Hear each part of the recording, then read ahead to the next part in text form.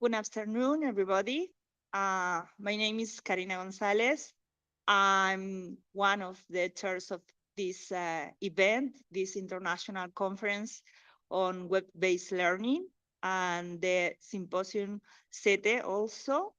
And I would like to thank to the participants of this event and the program committee and the University of La Laguna and the Hong Kong Web Society for their support in this organization. And I would like to thanks to the government of the La Laguna, who is here. We have the responsible of innovation in this panel of in this opening ceremony. First of all, also I would like to thanks to the research vice rector of this university. Well, first of all, the vice rector of research, Ernesto Pereda de Pablos, who is online, give the welcome to this event. Hello, Karina, do you hear me? Yes, thank you. Thank you very much for the invitation. Apologies for some background noise, but in the middle of a conference in Portugal, and I would like to take advantage of this opportunity to thank your for your effort and the organizing committee to decide to choose University of La Laguna to take to organize the conference here this year. Web-based learning is one of the it's not the future. I think it's part of the present. And during this pandemic, the last 2 years has demonstrated that it's something necessary to do, not only as a part of a special kind of teaching or as part of blended learning, but also something that has to be incorporated in the curriculum of all the universities and at all levels, both undergraduate, postgraduate, and also PhD. For that, it's a pleasure for us to host this conference here and ensure that the recommendation, the solution, and the experience we're going to share during these days in La Laguna will be very helpful for all of you and also for the university to learn and to be able to get important conclusions that we can apply in our day-to-day practice.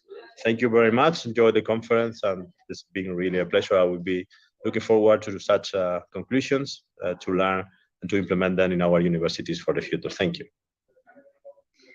Thank you, Ernesto. I would like to invite to give some words to the another co-related event, who is in charge of Francisco, Professor Garcia Peñalvo from University of Salamanca. Thank you, Karina. Good afternoon to everyone. It's a pleasure to be here in this amazing university, amazing city. As co-chair of one of the events that is called in this session. I am the co-chair of the International Symposium on Emerging Technology for Education, SETE. It's the 7th edition. I want to thank the local organizer, also the chairs of the conference, for inviting me to be part of this community, and also to be part of the chairs of the conference. In a specific way, this conference is composed by a main track that has received 11 papers that are accepted to be presented in this hybrid mode, but also this conference has several special tracks and workshops that also have a lot of papers related with educational technologies. We have a very interesting special track about immersive web learning experience development in metaverse. Also, the 5th edition of the International Workshop on Educational Technology for Language Learning. Also, the 6th International Symposium on User Modeling and Language Learning. And also the digitalization in language and cross-cultural education. The first workshop on hardware and software systems as enablers for lifelong learning, and the Woman Inf workshop. All of them are related with the main topic of the conference, that is emerging technology, and we hope the attendance in face-to-face and also the virtual attendance could discuss and present the advance in this area. Thank you so much. Thank you. I would like to introduce to Cristina Ledesma Perez, who is the responsible of innovation of the city of La Laguna in the government of Canary Island. When you want, she are going to speak in Spanish, and I'll try to resume after her words. Muchas gracias. Buenas tardes, darles la bienvenida a los asistentes tanto presenciales como los que están conectados telemáticamente. En primer lugar, trasladar que la ausencia del alcalde vengo en su lugar y pedir disculpas por tal, que me pide que las traslade. Como representante del Ayuntamiento de La Laguna, acudo muy contenta y orgullosa de que se haya designado esta ciudad, creo que es la primera española, donde se celebra después de haber rotado por diferentes ciudades a nivel mundial. This meeting is being recorded. Mantenemos unos nexos de unión muy importantes y que esperemos que siga continuando de tal manera. No nos cabe la menor duda de que van a ser muy productivas y enriquecedoras para todos los asistentes, y que contará pues con un aprendizaje basado en la web muy bien armado. Simplemente pues eso, darles la bienvenida y esperemos que sean muy provechosas para todos. Gracias. Thank you, Cristina. She translates the words of the principal of the city of La Laguna, who is very proud to hold this kind of conference in this city. That is the first time that this kind of conference is in Spain, and they selected our city, our university, to be the venue of this kind of conference. And she also want you enjoy the city during these days. And well, I would like to invite to join us to the chair of Hong Kong Web Society, Professor Kim, when you want. Yes, thank you, Karina. Can you hear me? Yes, perfect. Yes, great. Good to see you again. Yeah. So good afternoon. Greetings from Hong Kong. It's midnight in Hong Kong time, but I really look forward. I've been looking forward to this opening session. After seeing all the hard efforts and organization works led by Karina and her team. Yeah, ICWL started in 2002 in Hong Kong, organized by Hong Kong Web Society. At that time, web-based learning was something relatively new. But over the years, in the last 20 years, it has been evolving into a more mature and more widely adopted way of teaching, especially in the last 2 or 3 years during the pandemic.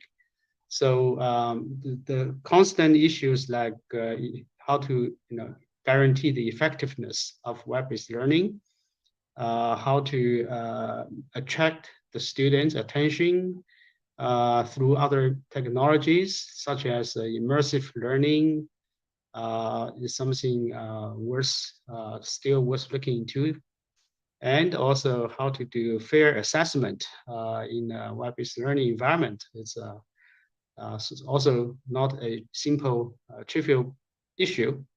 I'm sure there are a lot of new issues also from the diverse topics of the conference and the symposium.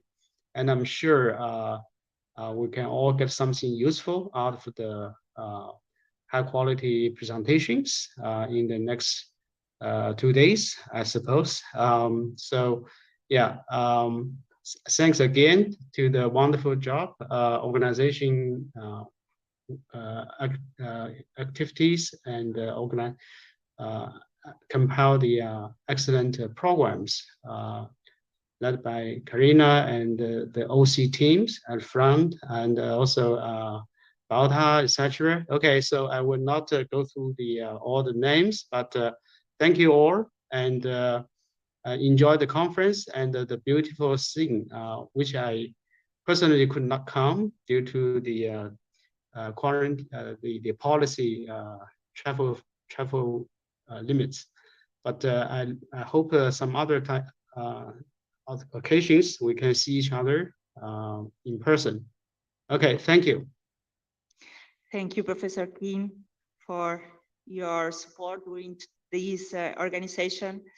Finally, I would like to give some words of gratitude to the PC committee who referred papers selected by the international PC committee that we have, and the keynote addresses offered by eminent scholars like our 4 keynote speakers, Davinia Hernandez Leo, Alicia Garcia Holgado, Manuel Castro, and Ruth Cobos, and all the presenters of these, the papers, the research paper of this conference.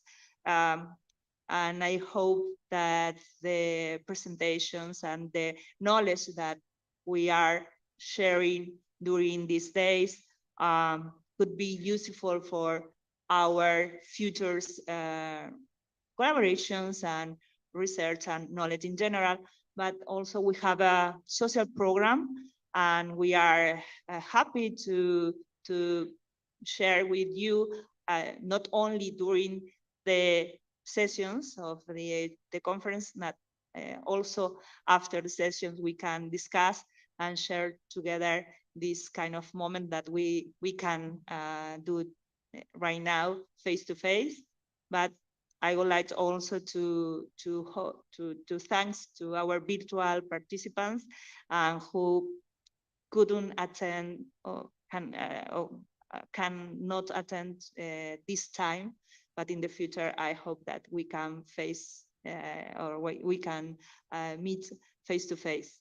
And well, this conference is running right now, and let's let it be. We are trying to present our first keynote speaker.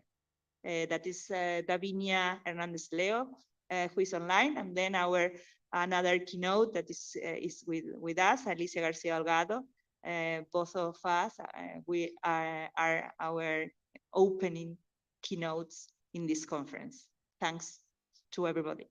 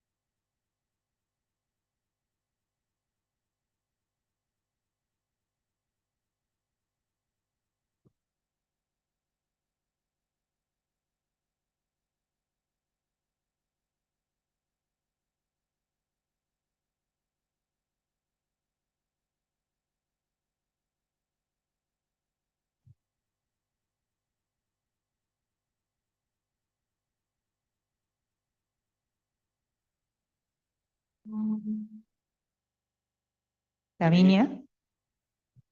Hello, can you hear me? We hear you too low. Can you speak a little bit louder? Can you hear me now better? Yeah, now it's better. Okay, perfect. Okay, perfect. Okay, my name is Baltasar Fernandez Manjon. I am a professor at the Complutense University in Madrid, Spain. I am one of the co-organizers with Karina, Fran, Kim, Professor Kim, other people involved. It's my pleasure to introduce you Professor Davinia Hernandez Leo. She's a full professor and a Sarah Hunter Fellow in the Pompeu Fabra University at Barcelona. She's a very well-known researcher in technology-enhanced learning, especially in computer-supported collaborative work. But now she has extended all the research to new technologies, different application of technology for improving learning. She has published more than 100 peer-reviewed journal papers. She has been a Fulbright scholar at Virginia Tech.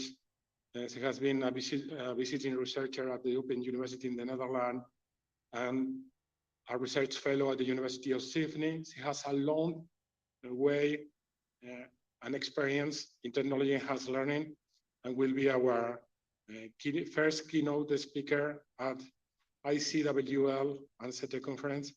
Thank you very much, Davinia, for being here. The floor is yours. Thank you very much for the nice introduction. As much as I was looking forward to be participating in person and there in the beautiful Tenerife, I'm meeting really appreciated colleague and new colleagues. Unfortunately, just the day before taking my flight to there, I was with high fever and I was not feeling well during this latest day, which prevented me to be there in person. Fortunately, the technology is enabled that I'm presenting and sharing with you some research results about a perspective of effective web-based collaborative teaching and learning. As already introduced, I'm based at Universitat Pompeu Fabra in Barcelona. These are some pictures of our location and the building. I'm based at the ICT department within Universitat Pompeu Fabra. And then I coordinate a research team working on learning technologies. It's a quite national and interdisciplinary research group. And the work that I will be presenting, some of our research results has been contributed by many of them. So this is why I wanted to also show the picture. So I will be talking about collaborative learning and computer supported collaborative learning. Collaborative learning is about social interactions that can trigger learning mechanics. So the objective of having learners collaborating is so that they can achieve some learning outcomes. These collaborative learning processes can be supported by technologies, by computers. This is the term that we use to name computer-supported collaborative learning, CACL. But then, of course, most times these technologies are web-based. So we could also talk about web-based collaborative learning. And these technologies can facilitate, can mediate these interactions that may lead to learning mechanics. What do we mean by effective web-based collaborative teaching and learning? That would be the first question because it's the title of the presentation. Effectiveness has to do with being successful in producing an intended result, which in this case will be learning. Effective, that would mean successful in producing an intended result. But of course, we need to consider this aim of achieving effective web-based collaborative teaching and learning also from a practical and realistic perspective, that also efficiency, but not only effectiveness, is important. And efficiency has to do with achieving maximum productivity, but also minimizing the wasted effort. And we'll be referring to effectiveness and efficiency also during my presentation, because somehow they go together. In the literature around collaborative learning and technology supporting collaborative learning, the authors will say that genuine collaboration requires systematic efforts to learn together, and that free collaboration does not necessarily lead to fruitful learning. It means that we really need to engage learners in processes that involve what we call knowledge-intensive interactions that can enact these learning mechanics. To achieve those, I will be focusing on two different phases of teacher activities. Design science, teaching as a design science, and how we can design, how can teachers design for a collaborative learning. That could be the learning design perspective on how to support effective collaborative learning and teaching. And then classroom management, that would be about how we can regulate an actual learning scenario so that effective collaboration happens. That would be the term orchestration that I will also further elaborate later. So what is learning design? Learning design is about the actions that teachers complete when devising, designing the best possible or good conditions for their students to learn. Documenting them and making their design ideas explicit and shareable. That could be the definition of learning design. And technologies can also support teachers in designing those best possible conditions for their students to learn. What can be designed by teachers? So there are different models of learning design. This is a model that I'm currently using in my research, that is the ACAD framework by Lucila Carballo and Peter Guggier, that say that educators can design the epistemic stacks, that is how learners face a specific knowledge, how they address a specific knowledge and content, but also the different the different resources, artifact tools, and the spaces in which the learning task, the learning activity is situated. But then also the social planes, whether the activities is being conducted in dyas, in groups, in communities, etc. And the combination of this SETE design, the epistemic design, and the social design, considering some expected outcomes, leads to an emerging activity, that is the activity that is finally completed by or done or emerging in the students' actions. But all what is around this rectangle in the middle are facets, are elements that teachers can design. So that could be one facet about the design. The other facet would be orchestration. Orchestration is about the real-time coordination, the real-time management of collaborative learning processes in, for example, a classroom, also a distant learning setting. And this implies different social levels, individual, small groups, and whole class activities using a variety of resources and tools, which can be ICT or not ICT supported, in a synergic way to maintain processes towards efficient and effective learning outcomes. And this is typically done by teachers.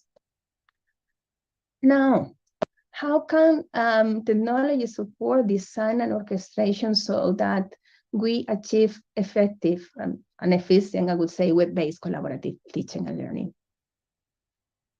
I will start with designing for collaborative learning and how can technologies support. And that would be a concept that is learning design technologies.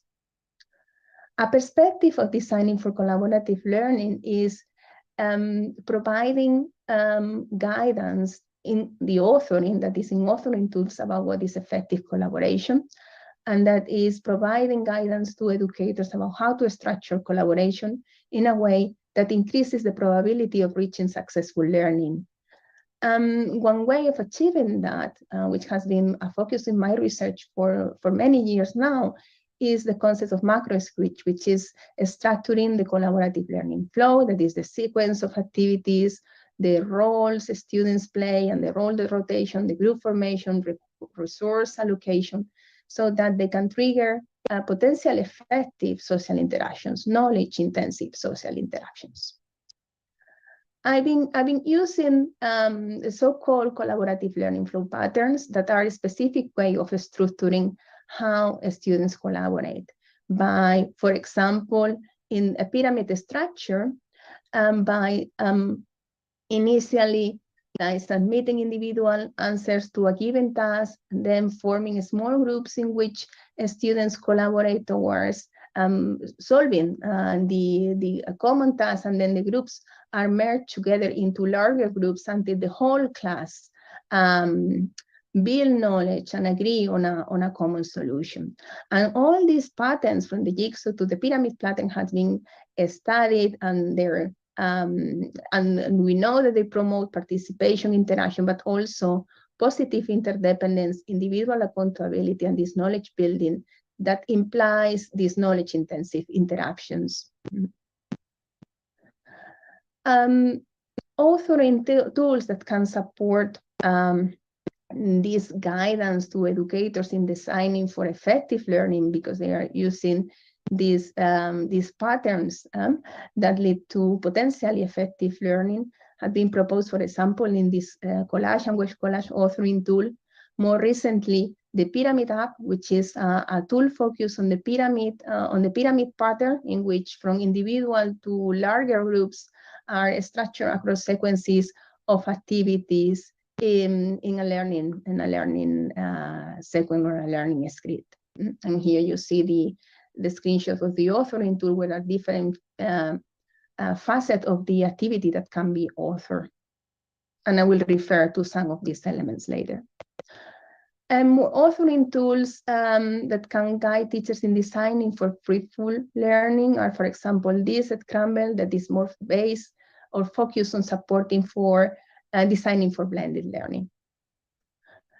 In this area of how can we support teachers designing for effective learning and for effective collaborative learning, there is research on how community environments for learning design can support teachers for mutual inspiration, reuse, and collaboration in designing and co-designing learning activities for their students.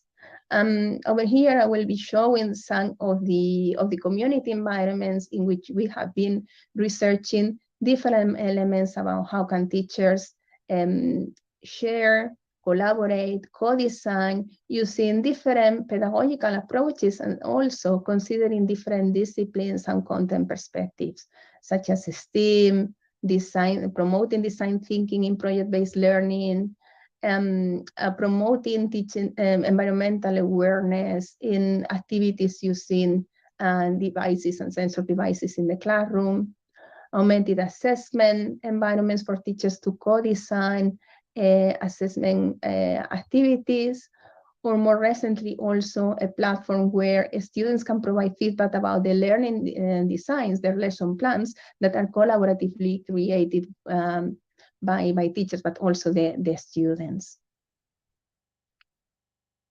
In this perspective of how to support teachers for effective learning design, I'm thinking about effectiveness, but also efficiency, and considering what is the effort that the teacher requires to design for effective learning.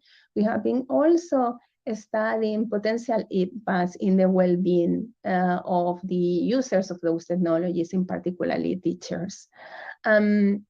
Learn interesting elements that refers, for example, to their feeling of capability and competence, and the way that this kind of technologies also promote the relatedness with other teachers that indeed have an impact in their well-being.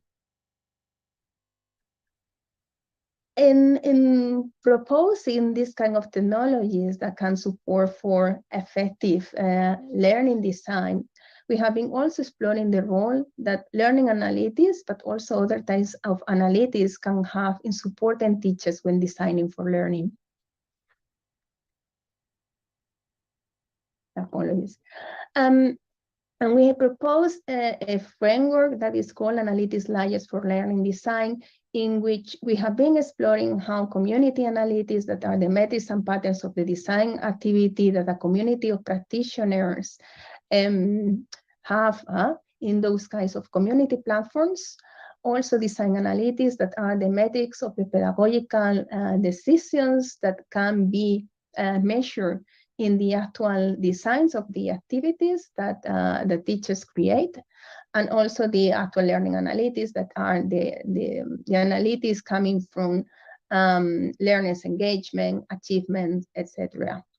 And of course, when considering these different layers of analytics that can eventually support effective learning design, we have also been thinking about the interplays, the interactions between the layers, and how design analytics can provide a framework for interpreting learning analytics, for example, or how community analytics and learning analytics can provide opportunities for teacher-led inquiry and community inquiry about interventions that may be proposed at the level of a community of teachers in their students.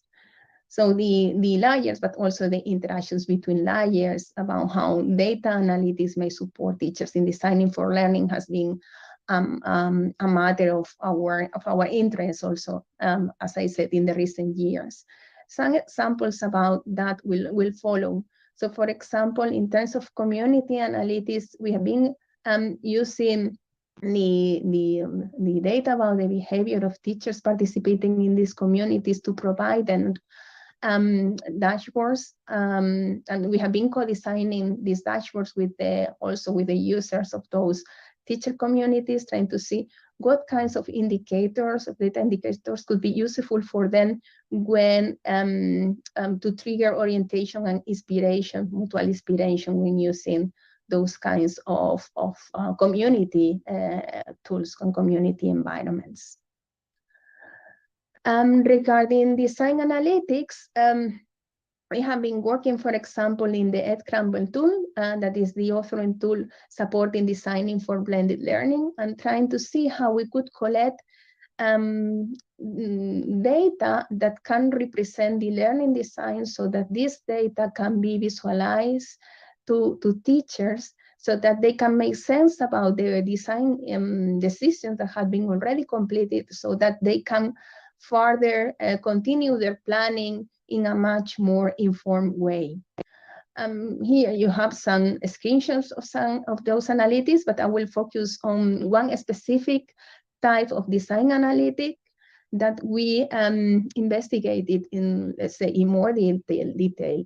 That is analytics about decisions regarding the learning content that has been already considered in a learning design, and how visualizations of the content that has been already tackled in some activities can be used, those visualizations, by teachers when further planning across the course. We have seen that this kind of design analytics and the visualizations provided reduce the cognitive load of the teachers when completing their learning designs, and facilitate the choice of the most appropriate activities without affecting the overall design time. So still the time they use for designing is equivalent when you compare it to not the use of the visualizations, but the overall learning design quality is higher, and the number of design errors that the teachers commit are less. So this was a case of design analytics.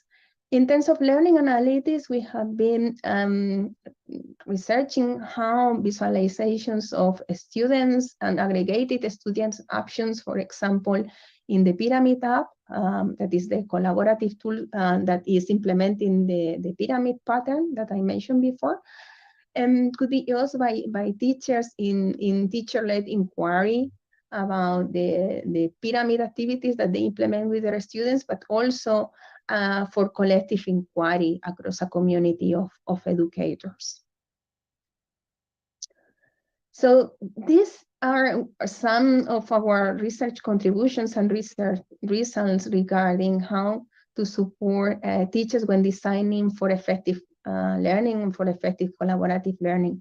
I'm moving now to orchestration technology. That would be how to support, how can technologies support teachers in orchestrating effectively and efficiently collaborative learning. And I will focus on the case of Pyramid app.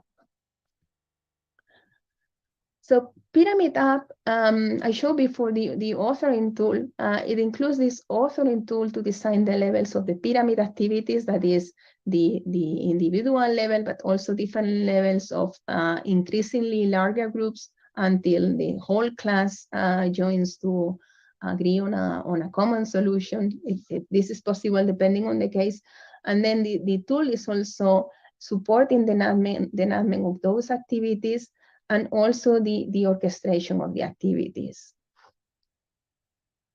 We have been using this tool in many different types of settings, from classroom activities to uses embedded in other educational systems to MOOCs, in this case, because they were providing us an interesting environment for testing, like especially complex in terms of a scale, but also asynchronicity in when it comes to collaborative learning activities. And because we had such a variety of contests in which we have been testing the use of Pyramid app, the implementation of this particular collaboration script, the pyramid pattern, we needed to propose different types of approaches to support the real-time management of the collaborative learning scenario so that effective learning could happen. We have from small, yes? 5 minutes more. Yeah. And we have from a small scale to large scale ICWL activities. So here you see that we have from dashboard to adaptive to different kinds of mechanisms and agents to support this orchestration. Here you have some of our contributions regarding the machine being in control, but I would like to focus more on the orchestration dashboard, which are focusing more our attention currently in our research group.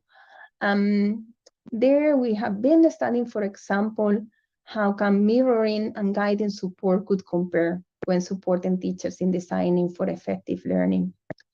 This is a screenshot of the dashboard and the alerts in the guiding condition. And we have been able to see that in the guiding condition, that is when there are alerts, but the teacher is in control and some guiding indications on what possible interventions are possible, really the orchestration is more effective and efficient in terms, for example, in the use of time, the number of interventions, and reducing the orchestration load of the teacher. So we're receiving more assistance in sense making and the diagnosis of the situation.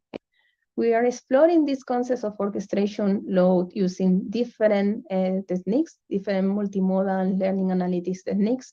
And here you have our first exploration of using physiological sensor data, for example, EDA and skin conductor response to see to what extent these measurements may align with self-reporting stressful moments. And we can see that actually the mirroring condition, when you compare it to the guiding and alerting condition, is creating more load and stress indicators to the teachers. Just for mentioning, because I haven't mentioned about engagement and learning gains, we are of course looking at also these indicators, even if I'm not expanding on those in this talk. For example, different modes for logging into the tool, the role of social awareness, the playful mechanics, and the well-being also from the perspective of teachers, and also different factors that affect learning that goes beyond the actual collaborative mechanism, so to say, and also what we call the pedagogical envelope, what is happening before, what is happening after, for example, when the teacher is debriefing, is discussing with the students what happens during the collaborative learning activity. So when talking about effective way-based collaborative teaching and learning, I provided a perspective of only one possible perspective of how design and orchestration technologies can contribute to effective collaborative teaching and learning. From the facet of designing, I mentioned learning design, the use of patterns and authoring tools, community platforms for educators, and different layers of analytics that can support learning design and redesign.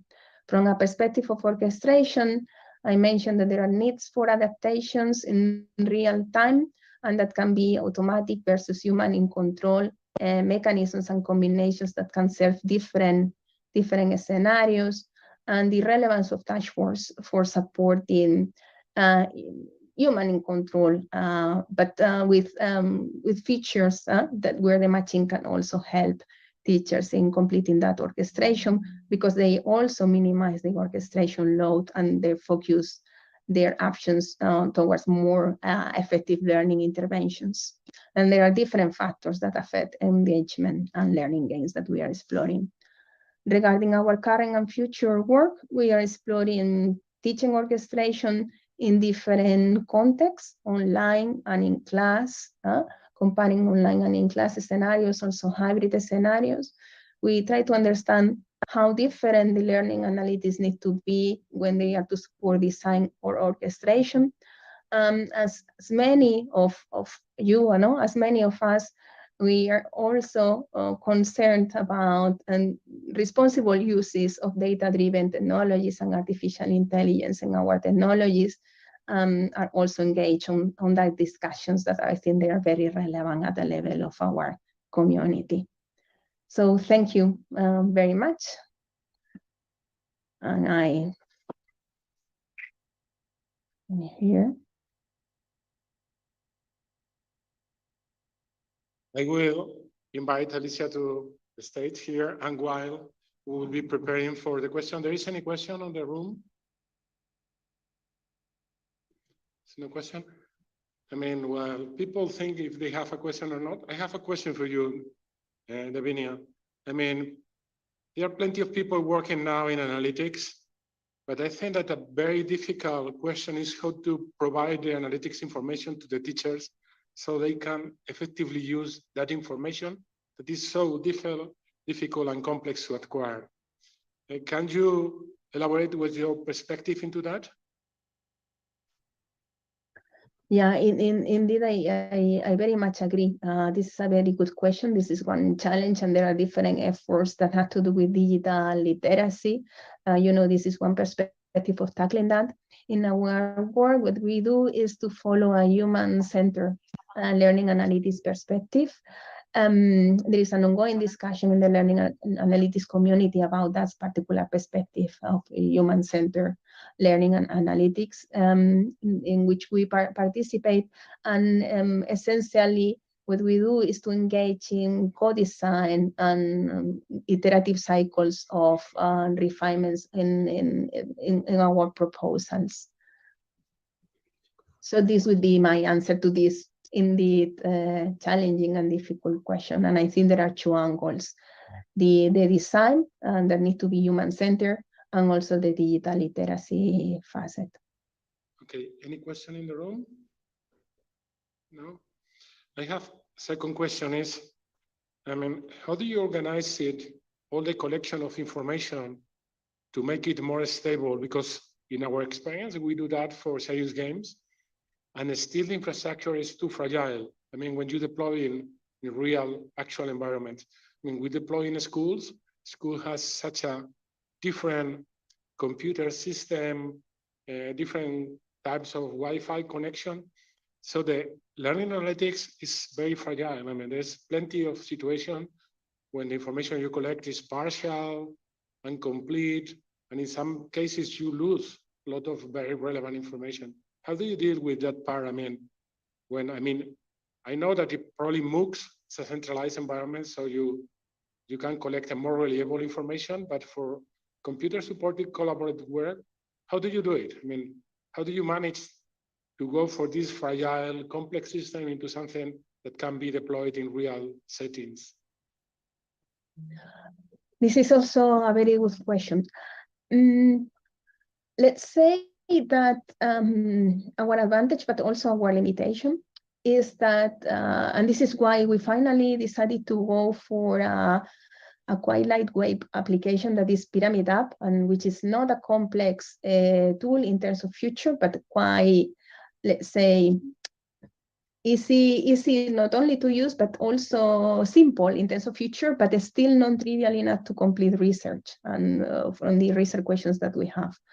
But then this tool, there's a web-based tool, is still, performing well in the school because it is quite lightweight from that perspective, and we are not collecting, let's say, as when you compare it with a serious game, no, the number of options and so on. So this is our approach, to go for simple and lightweight tools, like Pyramid App, as I said. But at the same time, no, the disadvantage is also having limitations that are the scope, no, of the scenarios that we are analyzing has limitations. Okay, thank you very much. If there is no, there is a question here from the main organizer, please. Go ahead, Karina. Hi. Hello, Davinia. I miss you here. But well, at least you are with us through internet in this hybrid session, and thank you for your great talk. I know that you are suffering right now, health issues, and well, it's an effort, and I would like to thank you for this effort that you have. And I have a question. It's because right now I think that learning analytics is a topic, it's a trend topic in the research. There are here in this event some work, and we have also a keynote about learning analytics. People that are working in this kind of topic of research, and I would like to know, in your perspective, what are the main challenges that we have right now in this area? Thank you very much, Karina, for the nice words, and also for the invitation to you, all the local organizers and the chairs. Has been a pleasure to participate here, even if remotely.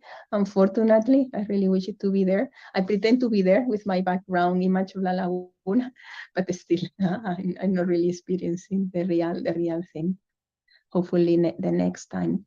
And again, the question is a good one. Again, and it was also partially present in the previous question by Valta about how we can really make practitioners use of those learning analytics. This is one of the challenges. The appropriation of educators about of the learning analytics tool, but there are more related challenges that to me have to do with this ongoing discussion about trustworthy and human-centered data-driven systems, not only artificial intelligence systems.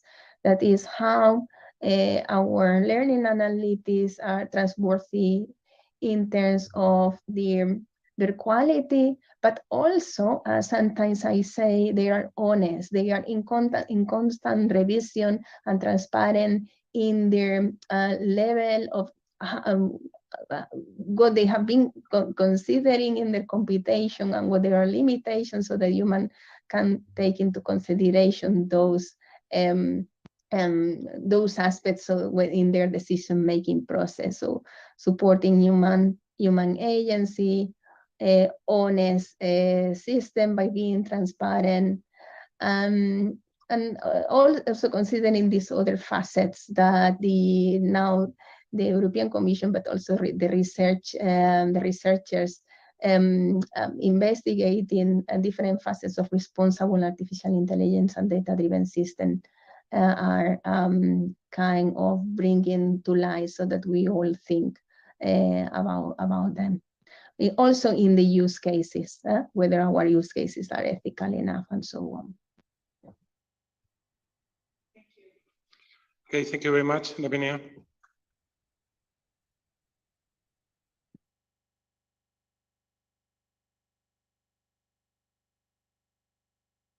Now it is my pleasure to introduce the second invited guest. It's Alicia Garcia Holgado. She's a computer scientist and a PhD from Universidad of Salamanca. Salamanca University is the oldest university in Spain.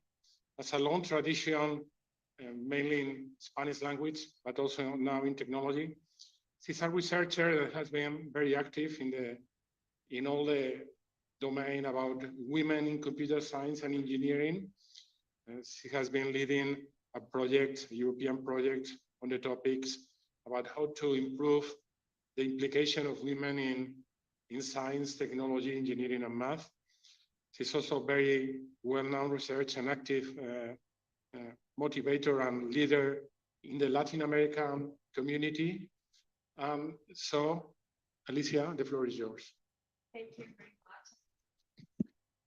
Okay, so I will share some overview of the work that we can do in order to foster gender diversity in engineer education. So,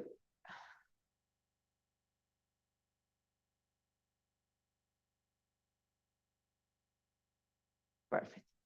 Thank you.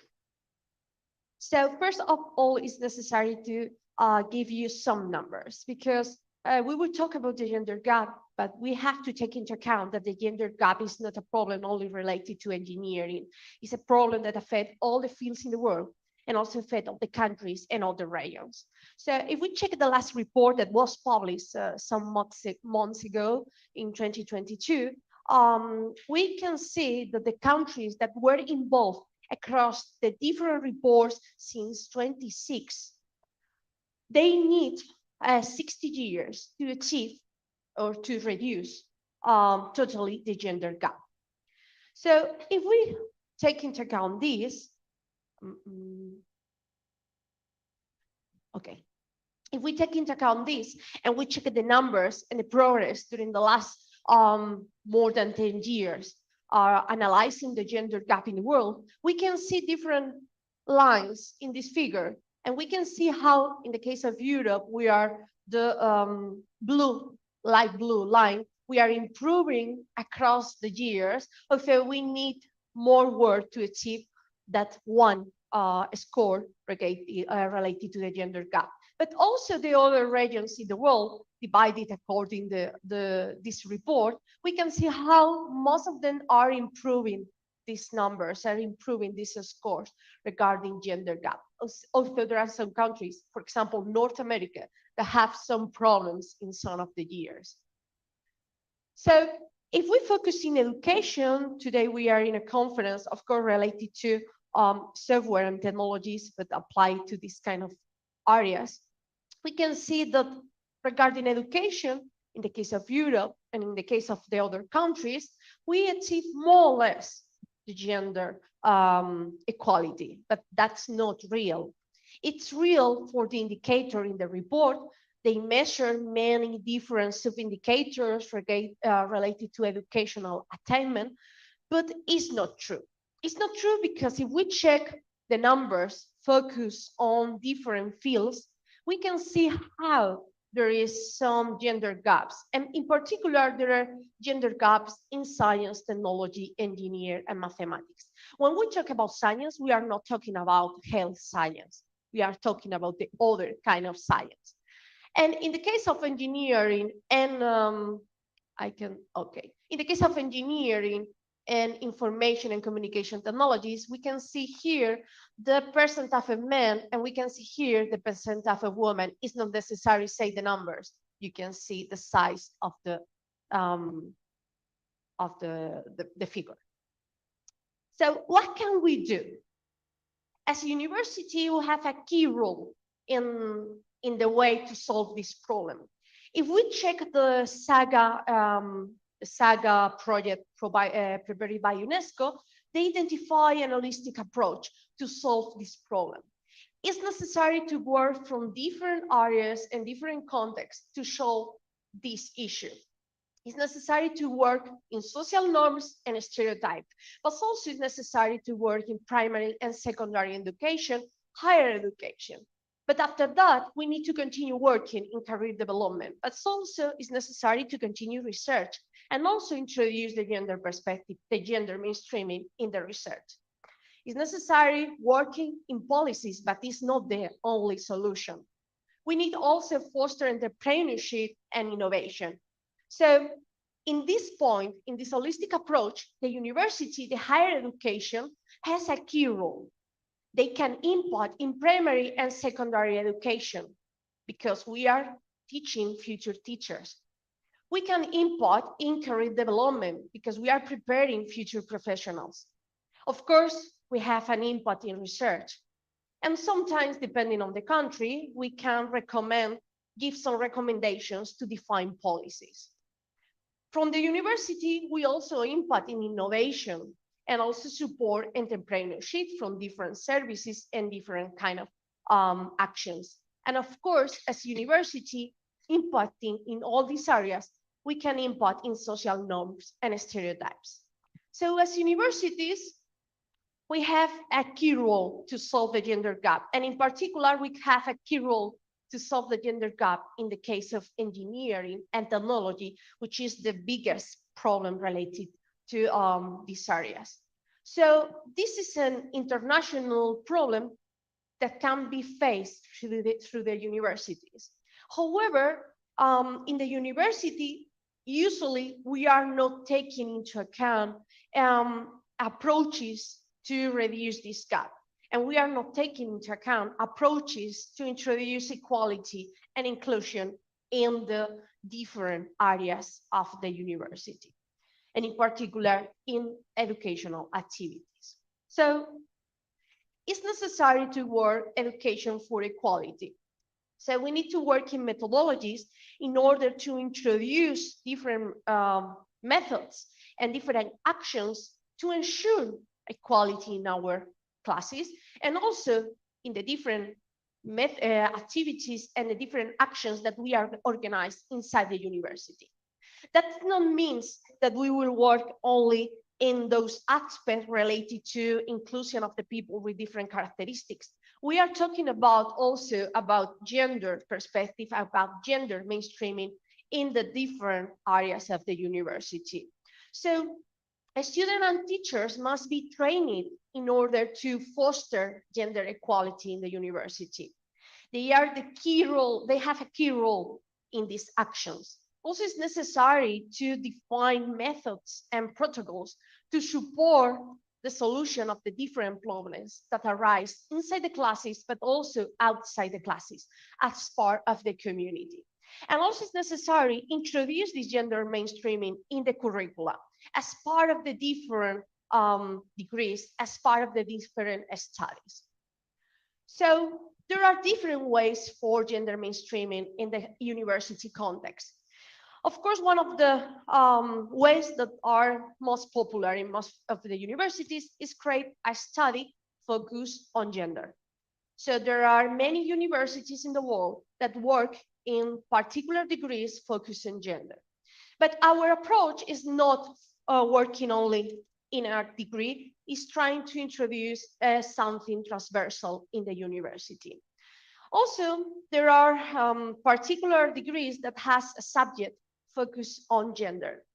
But it's not the case. It has no sense to introduce a subject in engineering or computer science degrees focused on gender. It's better to create spaces in our classes that will be inclusive and gender equality. So in this context, we talk about the co-education concept. If we review this concept many years ago, we can see that co-education should be having boys and girls in the same class learning together. But right now, when we talk about co-education, we are talking about creating this gender mainstreaming inside the curriculum, inside the classes, and inside the educational spaces. We are trying to reformulate the way that we work in the university, and also we apply different feminist theories to support this. So some characteristics of the co-educational practice are well known by all of us. Of course, introduced co-educational practice is working in active methodologies. It's working, taking into account that the students are the center of the educational process. But taking into account this, also considering different aspects related to gender equality. So working on participation and cooperation, ensuring that all people in the classroom is representing when we are implementing, for example, project-based learning or problem-based learning, and we are working in teams.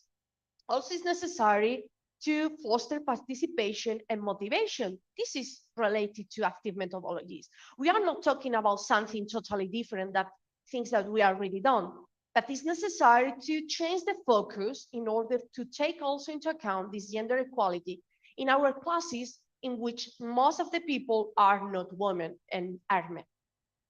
Also trying to cross the traditional education dynamics and practices. This is also something recommended for the current way to develop our curriculum. Two things that are more related to gender mainstreaming: sensitization of students regarding the needs to create equality spaces, and also the needs as developers or as people who will create solutions for the society, that is necessary to take into account all the people in the society to define these solutions. And it's necessary also use a non-sexist language. Sometimes this is something problematic, and there are many discussions about this, but it's necessary the way that we use the language in order to include all the people that is in our classroom, in our spaces. So how can we incorporate co-education in engineering education? Because sometimes if you talk with different teachers, professors related to engineering, you maybe can listen something like, okay, but my class is not related to gender. My class is for all the people. There are no differences, so it's not necessary to do that. Of course, it's necessary to do that. We are preparing the people that will create solutions for society, as I already said. So it's necessary to prepare them to create solutions for the real society. So it's something simple. I don't want to make a workshop today, so I will give you some indications, and after that, I will show you some examples. First of all, it's necessary to conduct a self-assessment. It's necessary to know how are we doing this. So we need to review the contents of our classes, the materials, the educational materials that we use, the examples that we use in the classes, the images, the pictures that we use.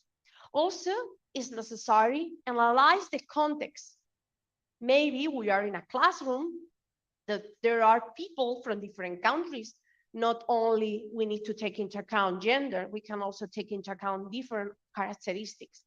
And in this case, if we take into account that we have people from different countries with different language and sometimes with different religions, depending on the region and the country, we can take into account this to define our gender mainstreaming approach. It's necessary also to detect and analyze situation of inequality.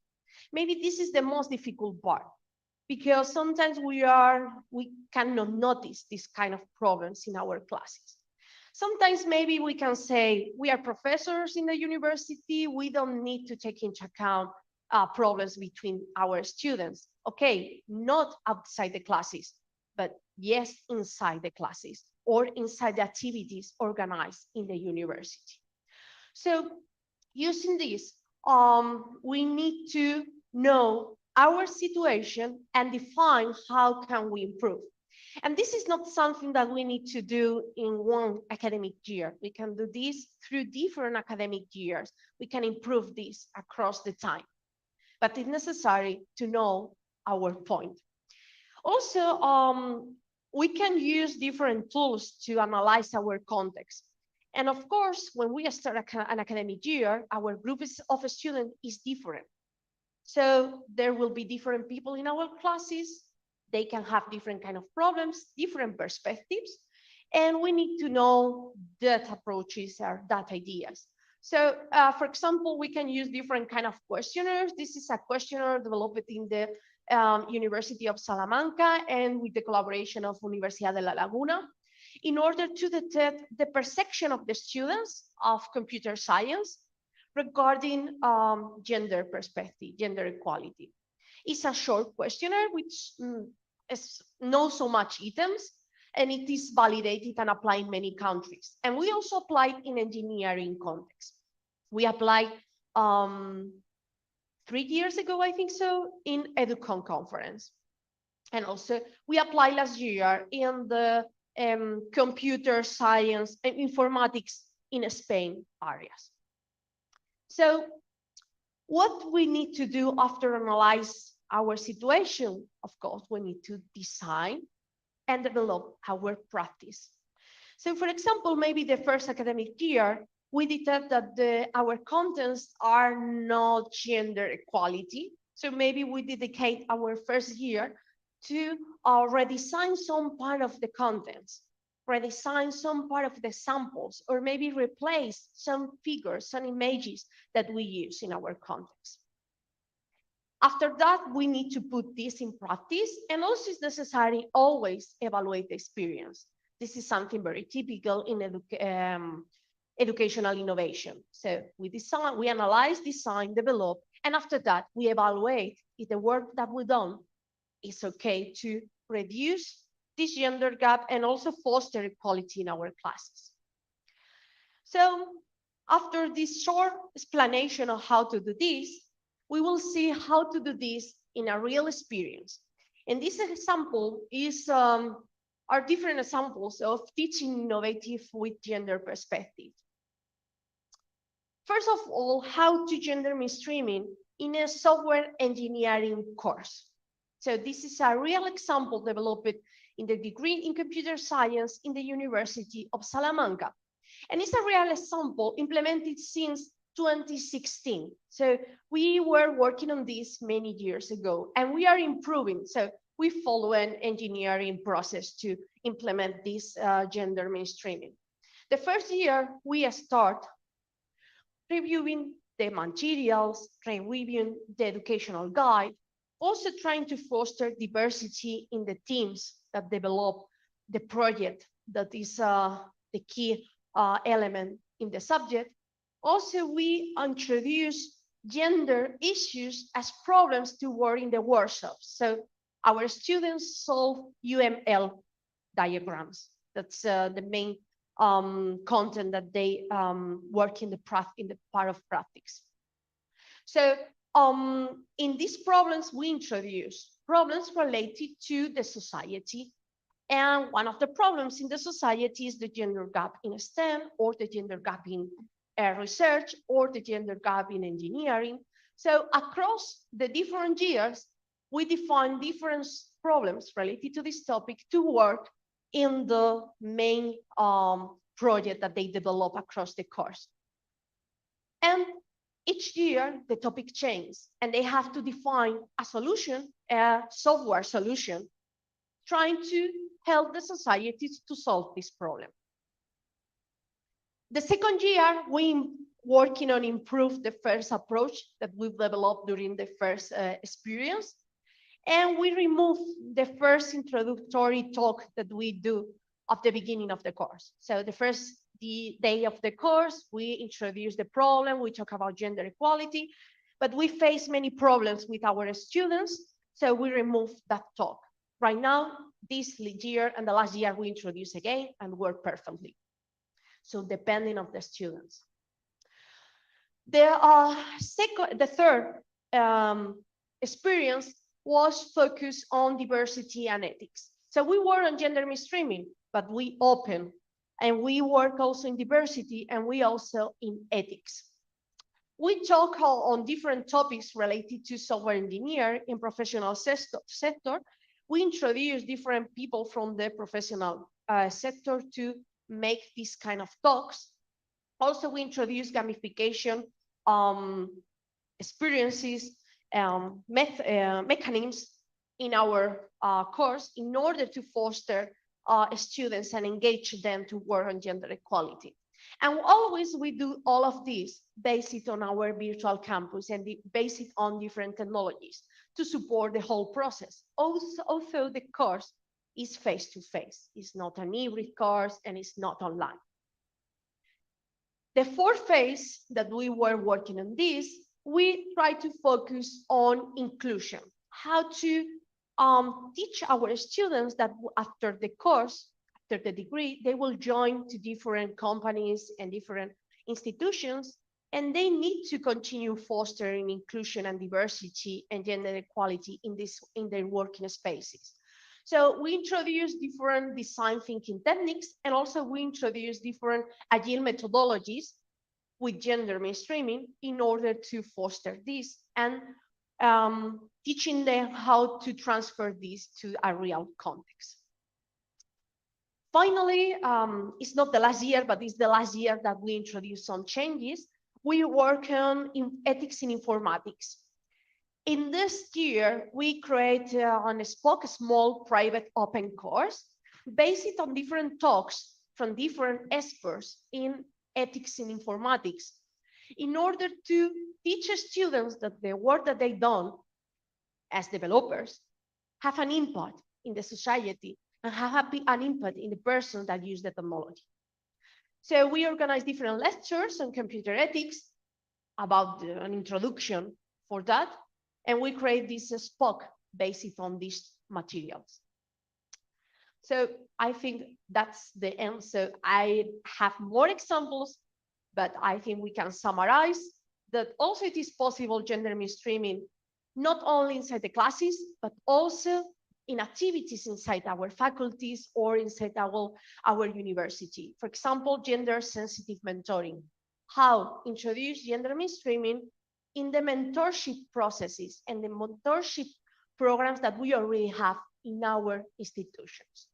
So it is possible to do this, introducing this co-educational approach and working in fostering equality, not only in the class, but also as part of our university. And that's all, because there are more slides. But okay, thank you very much.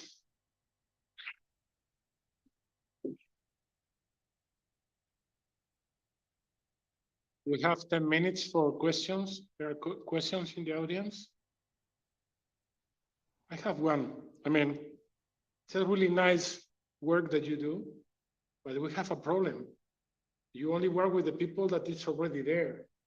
And the problem that we have in computer science, at least at the Complutense University, is that we only attract, we have 5 different titles and 1 double title. No, 2 double titles, 1 with mathematics and 1 with business administration. And only in the title that is double degree with business administration, we have more than 18% women. So the problem is we cannot work with women. They are not already there. So, I mean, okay, we can try to keep the few that we have, but we have not even opportunity to be bad in gender issues because we have so few that they are already very convinced to be there, because I mean, it's a hard process to be there. So that's my first observation. So being a little bit more unpolitically correct, I mean, in the United States, they are trying to deal this with a different perspective.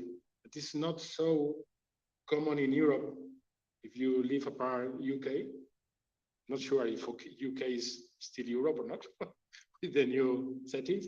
They are trying to focus on, I mean, at a high school, only for women, trying to create leaders, for instance, from the Afro-American communities, and also for introducing women into STEM, not medical disciplines or similar, because that are more appealing for women. But this is very unpolitically correct in Europe, where we are saying that all should be a co-education, I mean, males and females from the very beginning. So do you have any point on that? On both of the question, I mean, the thing is, probably the university is already too late. And what about these other approaches that are considered to be very innovative in the United States and are considered very conservative and out of date in Europe, about having, I mean, high school only for women, or trying to create leaders and interested more in science and technology?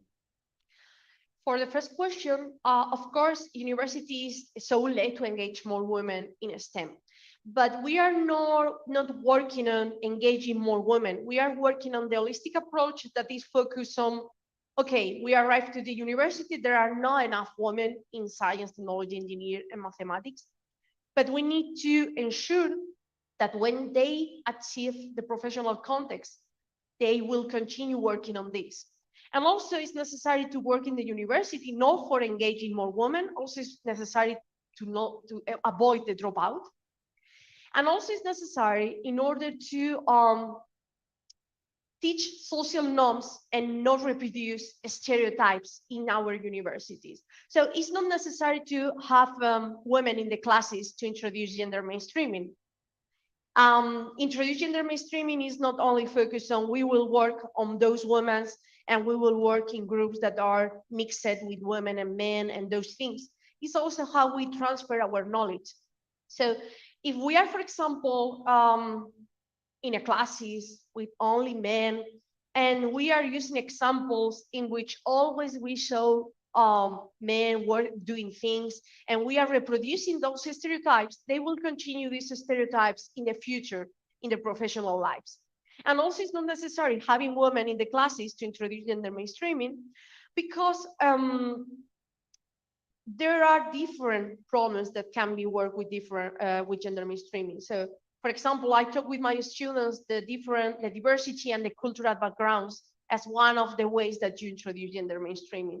And these are problems that we'll face because they will work in companies that are working in Japan and in Mexico or in UK or in USA. That's the point for the university, for doing this in the university. Also, of course, we need to start this from the early years. So for example, we are working here in a project coordinated by Universidad de La Laguna in working on this co-education approach, but in preschool. So starting from the first ages to foster this gender equality. And of course, working in primary education, secondary education, and all the areas on education. I think Professor Castro from UNED Distance University in Spain has a question. Thank you very much for the presentation. It was really good and really clear. I have only one question there. Normally you speak about equality, but many people speak too about equity. Equity is further more than equality there. And in some kind of, not only divided to the women engineering or women in higher education and so on, but in some places we are talking about gender, diversity and so on, normally it's much more further the equity, because sometimes you need to be further than the equality there. Yes, that's true. But when you are trying to create these spaces in the classes, it's not necessary implement gender equity measures to ensure that you are trying to foster better the women. So you are trying to find the ways to work with all of them at the same time in an equal approach. But of course, in some issues, for example, when you are working at the school or we are working in defined measures at the institutional level, you need to work on gender equity, of course. Yeah, I realize that you have not answered the question of yes. What do you think about this? Only women classes or even schools for high school? I think it's necessary sometimes organize activities or different actions only for women or for all ages.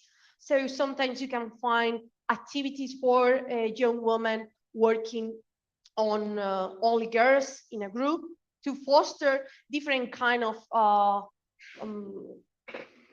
not to say not foster, to avoid different kind of problems that arise when they are working in groups also with men, and try to reduce some kind of roles that women get when they are working in a mixed group, for example.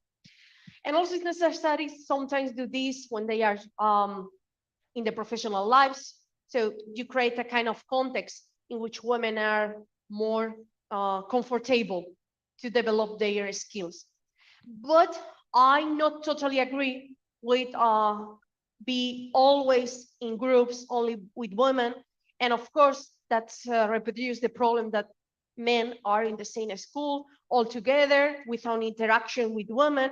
And this replicate a problem that arises in Spain and in other countries many, many years ago. When you are in a school only with women and in a school only with men, you have problems also to interact. And in the professional lives, they will work together. So it's necessary to teach also men to work and generate this gender equality problem. It's not a problem only for women. And of course, in USA is different sometimes.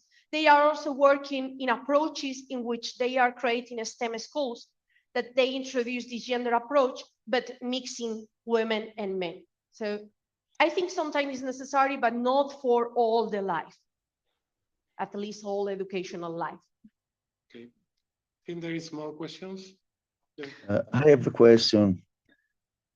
I'm Filippo Citrone from Universitas Mercatorum. Thank you for your presentation. And I would like to know if you address this problem from a gender bias in the algorithms from artificial intelligence point of view, because your presentation is about gender bias, but from a behavior point of view. But we have another big problem in data, because data until now are full of gender bias. So we have, in my opinion, we should act in two directions. The first is the one that you addressed with your talk. There is another direction that is about gender bias in data, because the resume problem, for example, was a problem where a woman was not taken by an enterprise because the algorithm didn't allow her because she was a woman. So the algorithm was has a problem. What do you think about, and what if you addressed also this problem? Thank you. Thank you, Filippo. When I talk the last part of the experience that we introduced gender mainstreaming in software engineering, when we work on ethics, we also take into account this. And one of the talks was focused on gender biases in artificial intelligence, machine learning, deep learning, and all these areas. It was introductory, but the way is to start working on avoid gender biases, teaching the students that it's necessary to work on this. That's the first point. And the second point, of course, is necessary to work also in gender equality when we are applying to data analysis or we are creating visualizations. For example, in our research group, the CRIAL research group of the University of Salamanca, we work in one of our lines, and also collaborating on this because my other research line is knowledge management using technological ecosystems. We work on dashboards in order to visualize and support decision-making processes. And when we are visualizing information, we are introducing on also gender biases because we are analyzing data and we are applying algorithms that sometimes has biases. So we are working on this also in that part, and it's necessary gender mainstreaming in research when we are defining and developing these kind of solutions.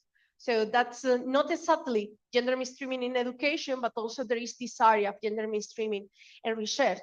So you take into account the selection of the data that you introduce, how you apply your collection of data to after that train the different algorithms, how you visualize the information also based on the data that you have. Sometimes your data has biases and you need to visualize the information of there are biases. So you have to take this into account to prepare the visualization in a way to avoid this kind of biases. So we are working on qualitative experiments with the experts in order to analyze these kind of approaches. We are working on a paper about this. So your question is perfect, Filippo. Thank you very much. Okay. Thank you. I think that Karina has a question. Yes. Well, first of all, thank you, Alicia, for your great. I think that the great keynote. Well, I have several questions. I have not only one, but well, I tried to summarize the ideas that emerges through your keynote. I was thinking about how, because we are engineering teachers, we are in the schools of computer science. I think that we are a group that are from the field of informatics, and we are teaching our students to create new technology for the society, and we are trying to generate a more, equal society or something like that through technology. The problem that I found in my classrooms are that my students are not aware about we have this kind of gap. And I don't know really how to, create good strategies to, make my students aware of these problems. You and me know several techniques, but I think that is not enough. What are your recommendations or suggestions about it? And another part is regarding the data, also the biases in data. We are with my colleague Pedro and people from the institute working in a research project, and we are looking also about our indicators, data, etc. What are your also recommendations about the indicators? You have a very great portal in University of Salamanca about indicators, and I think that you can give us some suggestions. Yes. For the first question, there is no a key solution, because depending on the classes, depending on the group of students. That's why when I started to show you the example, I told you that we introduced the problem at the beginning, but we had problems during that year. So we removed the way to introduce the problem and aware that there is a gender gap in computer science and informatics.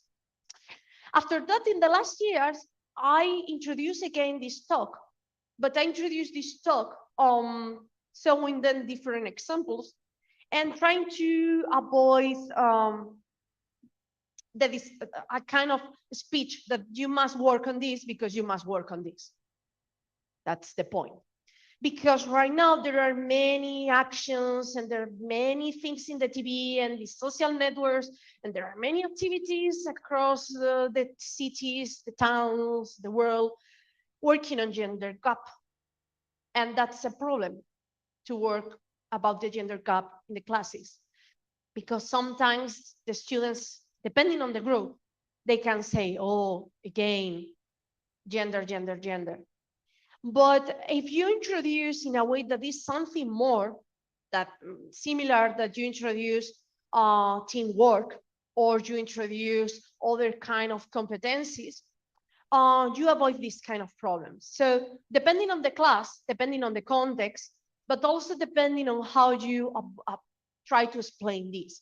So if you explain in a class full of men, you start to explain the problem and say, you have a problem, you are not equal, you don't work in this, you need to be more inclusive. You say that there is a problem, because they say the same speech that we already listen or watch or read in the social media and in many places. But if you introduce in this way, gender mainstreaming is not to make this a speech, it's more to change the way that you teach. And maybe you introduce gender mainstreaming working in teams, but you didn't notice. And right now you can notice this. Or maybe you start 1 year introducing the social problem that you will face in your class. And you have problems with your students. For example, this year we will work on gender, but we will work focus on intersectional approach. For this next academic year, we are starting the 2nd semester. Of course, if you work intersectional approach, you need to explain different things, and we will explain from the Rafin's point of view and how technology can help society in this problem. So, of course, we will explain, and sometimes maybe we have also problems if we talk about Rafin's without gender. So the problem will be there always, is how you introduce the way that they work. That's why we introduce in the project. We organize a small presentation about the topic at the beginning of the class, of the course, explaining the practice that the project that they have to develop, following software engineering methodologies. We introduce the problem with news and some examples, some data, and after that, they have to research. So finally, the information that they get is from internet, from different sources. So they discover the problem. That's why it's effective, because they discover the problem. We show them some screenshots of the problem, but they go deeper in the problem to provide the technology, the software solution. And I think that's the approach. So trying not to go straight, trying to go in this way. Okay, thank you very much. I think it's time now to finish and to close the session. Thank you very much. All, the 2 invited speakers for their really relevant talks. And thank you very much to the attendants for being here. Thank you very much. Thank you.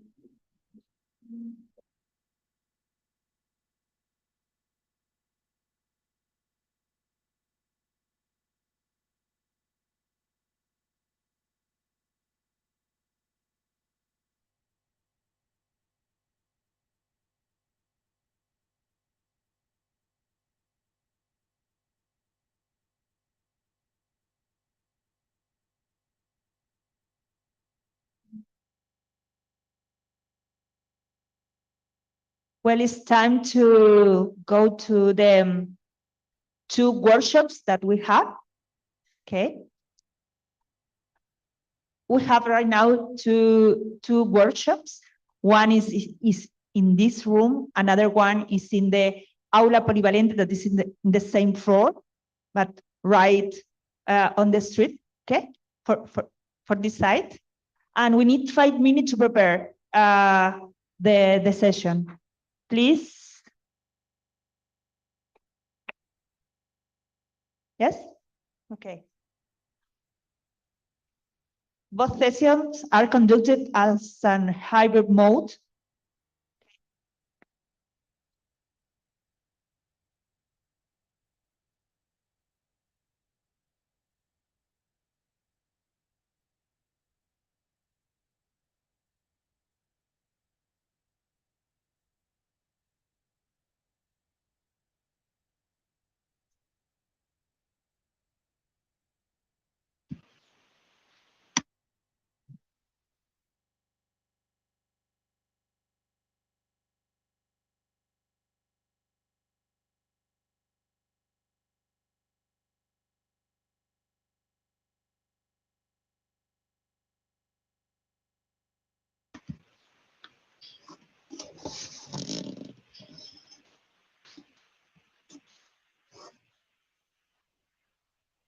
Good afternoon, ladies and gentlemen.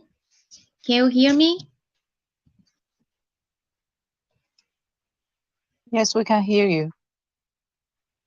Well, so let's start our workshop. And I'm Yuan Yuanmu from Chaohu University, China. Although it's already midnight here in China, but we're still very excited to attend this conference. Actually, our workshop is about digitalization in language and cross-cultural education. Today, we will have some discussions on this topic. And the first presenter comes from University of Science and Technology of China. Their title of this presentation is about the structure of motivation in online translation learning and the role of L2 motivation self-system. So let's welcome our first presenter, Yu Kai Hu from University of Science and Technology of China.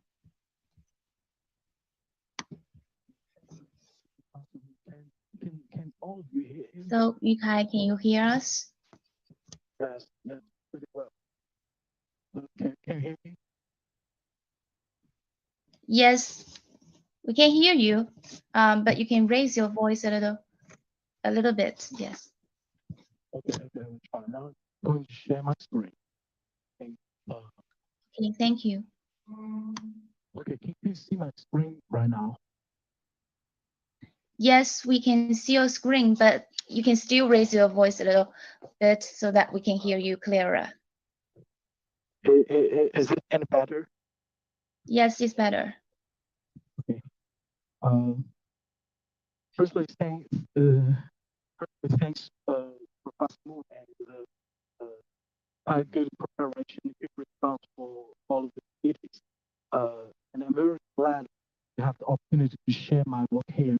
Today, what I'm going to share is one of my quantitative work that's been finished this year, and it focuses on the structure of motivation in online translation learning, and it also discusses both how to motivation self-system. Here is the outline of my work. First, I will briefly introduce a kind of background, and then literature review about L2MSS and the previous studies on motivation learning and the features of online learning and non-distance learning.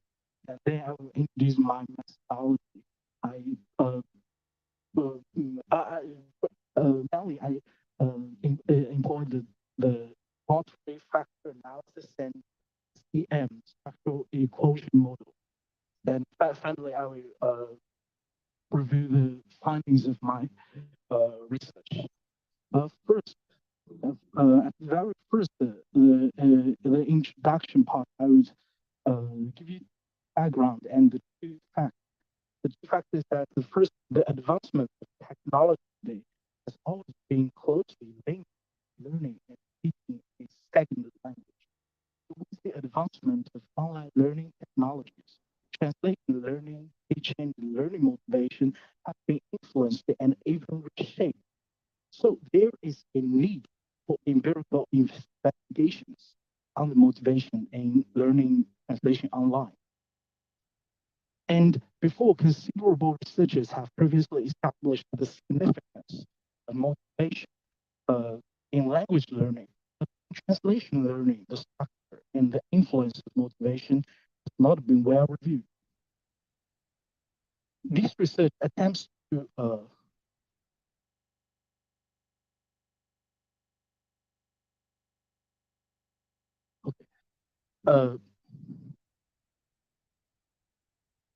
to interpret individual variations in motivation for language acquisition. Fournier introduced the L2MSS in 2005. So all of the researches about L2MS is kind of interdisciplinary between applied linguistics and and psychology. So here after only a L2MS system. Here is here is a simple assumption of L2MS, that is, learners may be motivated to close specific gaps to achieve desired end state. And there are three main types of L2MS: the IL2, the OL, and LE. And they all and the main type of my research discuss the important significance. Not hear you. Can you? Sorry, we cannot hear you. Can you talk a little bit louder or check your connection?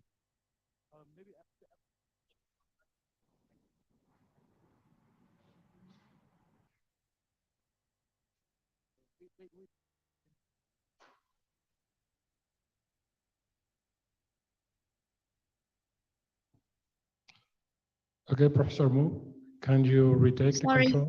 perhaps yes. Perhaps there's some connection problems for Yu Kai-hu, and maybe. Can you hear me? And is it better now?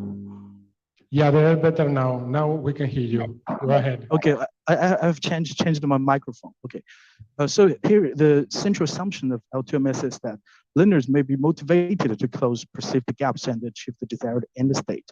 And there are three different kinds of L2 self system. One is the ideal L2 system, and the second is the auto L2 system and the L2 learning experience. And recent researchers have reviewed that the ideal L2 self is arguably the biggest motivator for language learners. So here, naturally, the researchers can ask the question, can IL2S be the biggest motivator for online translation learning learners? And when I go through the researchers on motivation in translation learning, I found L2MSs could kind of help to explain motivation in translation learning. And students' portrayals of their future selves, this description is very similar to the definition of ideal L2 self. And these serve as their primary sources of motivation for taking the translation course, according to the research conducted last year. And employing computer-aided translation also has a significant positive impact on students' motivation and translation. Besides, so how can we measure, or how can we measure the motivations of these online translation learners? Here is a Chinese scholar named Wu Feng. In 2015, he investigated the assessment scale of motivation for adult online learning. And based on previous research and the substantial data, his new assessment scale was created using 8 exploratory factor analysis and reliability and validity tests. This scale has a total of 43 items and comprises 6 dimensions. And this scale, special for this scale, that scale considers the online learning. So this research also employ this scale.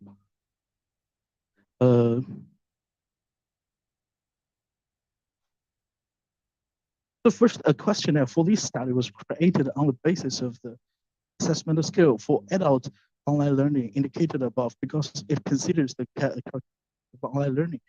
And the questionnaire, it is also a 5-point Likert scale at 6 dimensions as it is shown on the table. So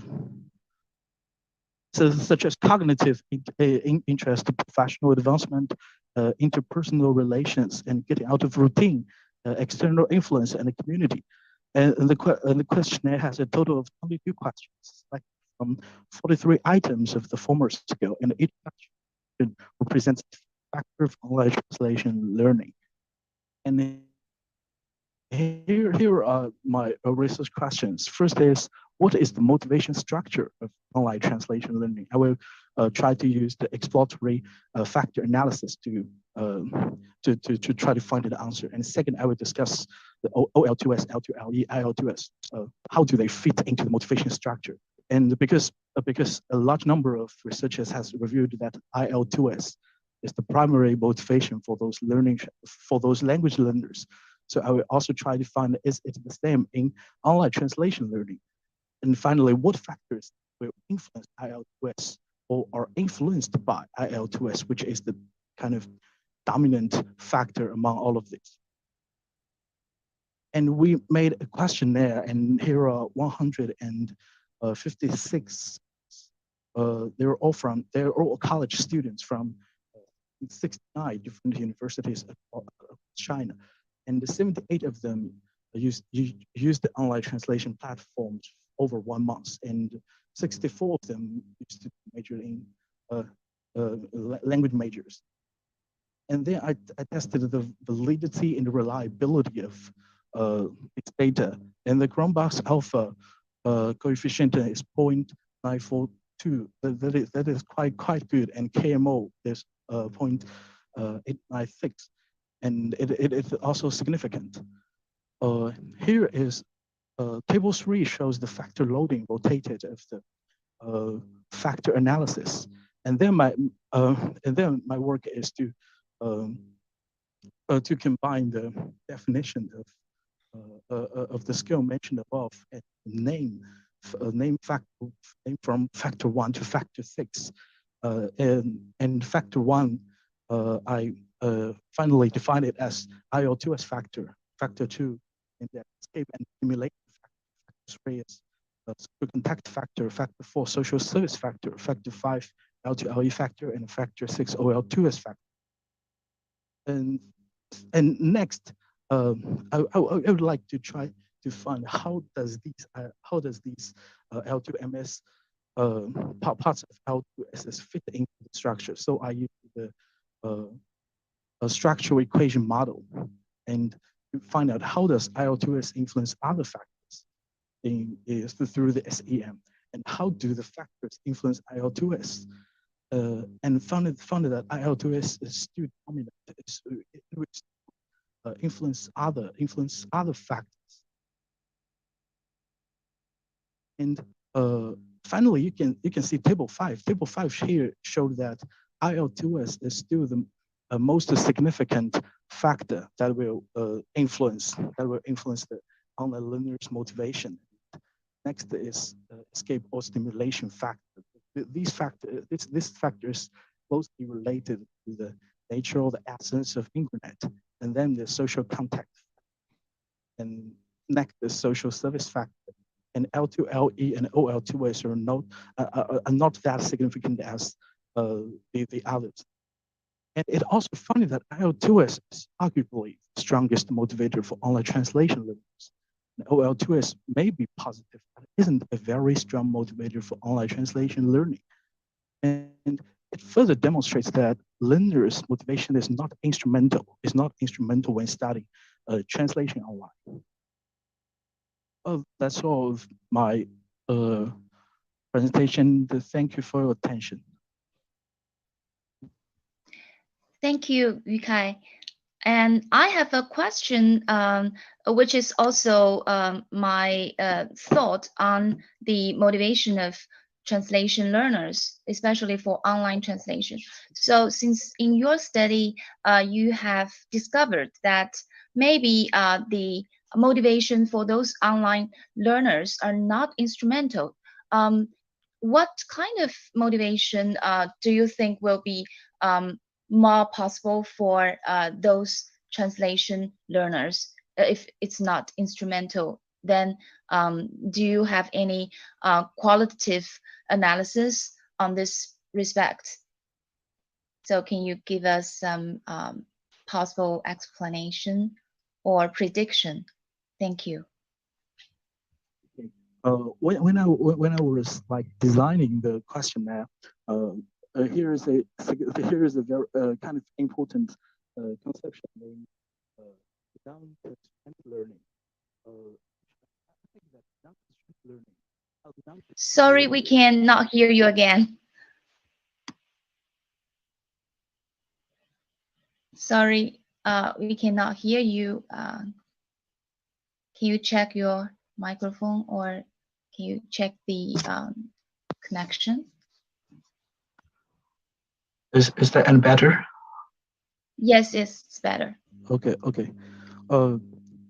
Here I found that the motivation, the online translation learning is not kind of instrumental, because when we were designing the questionnaire, we didn't involve those learners who are preparing for exams and who are preparing for like certificate exams or skill trainings for a job or something. And here we put a concept that is called non-constraint learning. Non-constraint learning is before it was called adult learning or remote learning, that emphasizes the autonomy, and they have the self-motivation to learn something, to get some social contact, to be a better self in something. So it is reasonable that the outcome or the findings of this research shows that the most dominant factor is IL2S, which is now incremental. That is what we were exploring. Maybe further, we will try to find out when the subjects who were maybe preparing for exams, and what the structures of their motivations may be. So it kind of depends. It also depends on the subjects and the design of the scale questionnaire. Okay, thank you, Yukai. And I'm very interested in this topic, and maybe we can also keep in touch and discuss later. And is there any question from the audience?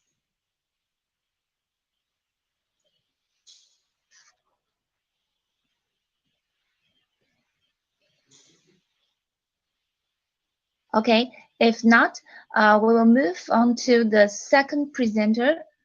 The second presentation is from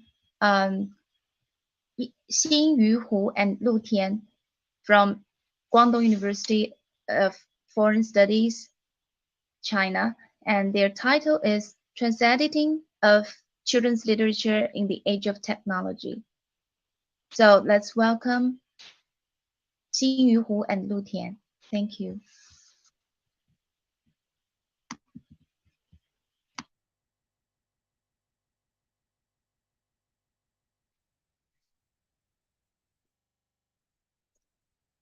Hello, can you hear me? Yes. And can you see my screen? Yes. Yeah, okay, because it was reported that I encountered some problem. Hopefully it works. No problem. Hi everyone. Yes. It's great to meet you here and have this opportunity to share with you one research I co-authored with my student, Xinyu Hu.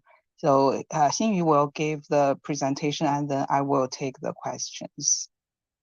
Let's see if it works.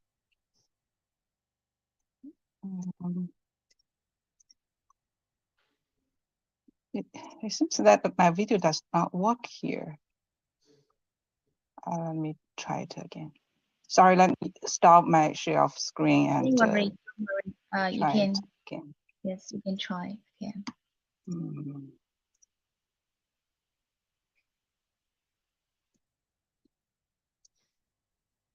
This one.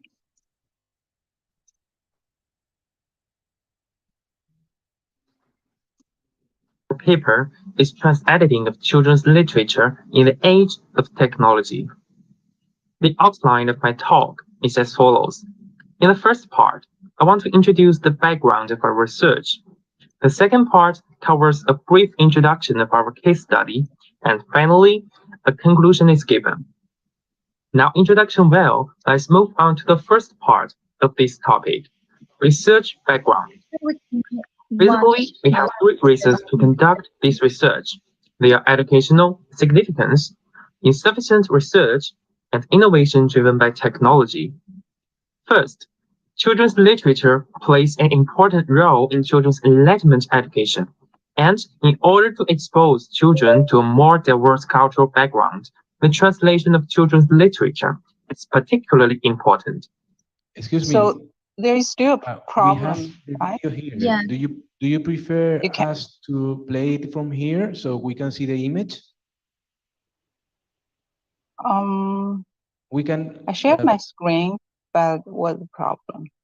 Yes, we We can can only reproduce the hear video the from voice, here. but we cannot. You sent us. Is it okay? Yeah, is it possible that you can help me share the screen and play the video? Okay, Maybe we can ask we the can organizers to share the screen if you have already sent them the copy. Yes, I did. Yes, Yes. maybe they can. I'm really not very familiar with Zoom. Sorry for this. we can play the video from here. Okay. Okay. Wait a second, I have please. to. Thank you.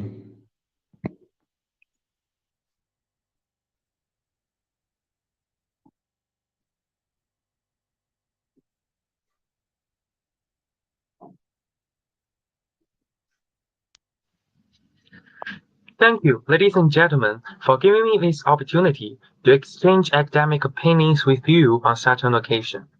The topic of our paper is trans-editing of children's literature in the age of technology. The outline of my talk is as follows. In the first part, I want to introduce the background of our research.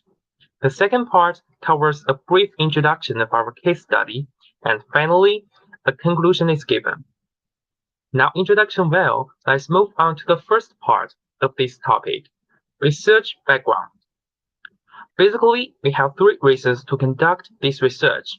They are educational significance, insufficient research, and innovation driven by technology. First, children's literature plays an important role in children's enlightenment education, and in order to expose children to a more diverse cultural background, the translation of children's literature is particularly important. The second reason is that in the era of rapid development of information technology, the corresponding children's literature trans-editing strategy should be adjusted. The last reason is about the current research situation in children's literature trans-editing. Chinese scholar Zhao Zhenli and Zhao Jirong, according to them, the main problems of the relevance research in China is the lack of depth, and that the overall research in China lagged behind that of the international circle. And there were not enough translation practitioner and researcher in the field and a systematic model with effective paths of the translation. Based on the above background, we will explore how children's cognition and literacy ability can be enhanced by reading such technology-empowered trans-edited literary works in this paper. Now, I will briefly introduce our case study. The case we selected is The Wizard of Oz from the Bookworm series. The Bookworm is a series of bilingual literary works for young readers, published by Oxford University Press from the UK and Foreign Language Teaching and Research Press from China. Each book in the set comes with an MP3 CD containing the audio materials of the book, read by lots of native professionals.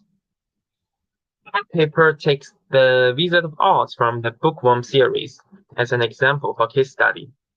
The book was written by L. Frank Baum, a journalist from the Midwest of the US, and was rewritten by Rosemary Borden from the UK. The translator of this English to Chinese version for children is Xiaoyue from China. And we analyzed the title, setting, characters, and several representative events of the book. Finally, we found that in the process of title translation, the trans-editor took into account the differences in cultural backgrounds, changed the images, and used expressions that are closer to Chinese language style. In terms of setting, the trans-editor deleted some subplots as appropriate to reduce the cognitive load of children, retain the main line of the story, and ensure that the readers can receive the central idea of the article. At the same time, the trans-editor has simplified the language to make it easier for children to understand. In the character description process, the trans-editor downplayed some violent behaviors of the characters to help children establish correct values. And when describing events, the trans-editor deleted elements that do not conform to the cultural background of children readers and replaced them with more acceptable cultural elements. Here comes an example. The original text describes the keys as a round shining mark, which is more abstract compared with a small red flower in the adapted text or little red flower in the trans-edited version. The image of red flower is very familiar to children, especially to Chinese children, as red is an auspicious color in Chinese culture, thus commonly used and seen. In this connect, the employment of red flower simile helps not only in facilitating comprehension, but also in conveying the positive connotation of the keys. Moreover, the availability of the audio versions of the books brings more vivid stories with both audio and visual narrations to children. By listening to and imitating the tones of different characters in different contexts, children will have better understanding of emotion and interpersonal communication, thus improving their cognitive capability and social skills. Therefore, under such a background, the trans-editor reduced the emotional description on the written version and used audio to reflect the emotion instead. Finally, we summarize the above findings as follows. Trans-editing of children's literature in the age of technology mainly involves considerations from three dimensions: narrative, language, and culture. Considering children's limitations in cognition, language, and world knowledge, trans-editors usually make adaptations to literary works to ensure smooth reading and comprehension. Such measures include deleting branching plots and extracting the main storyline, using basic vocabulary and simple sentence structures, and transforming foreign cultural elements into familiar ones. At the same time, some contents that are incomprehensible or unsuitable for children, such as cultural metaphors and violence, might be removed in the trans-editing process. In the era of science and technology, the trans-editing strategies of children's literature are more diverse. Meanwhile, technology-empowered books also add fun to the reading process, thus enhancing children's reading experiences. Here is our references, and the above is all of our research. Thank you for listening. Okay, Thank you very much for helping us solving this technical problem. Thank you for our colleagues from the conference. Thank you very much. Okay, thank you. So, is there any question from the audience?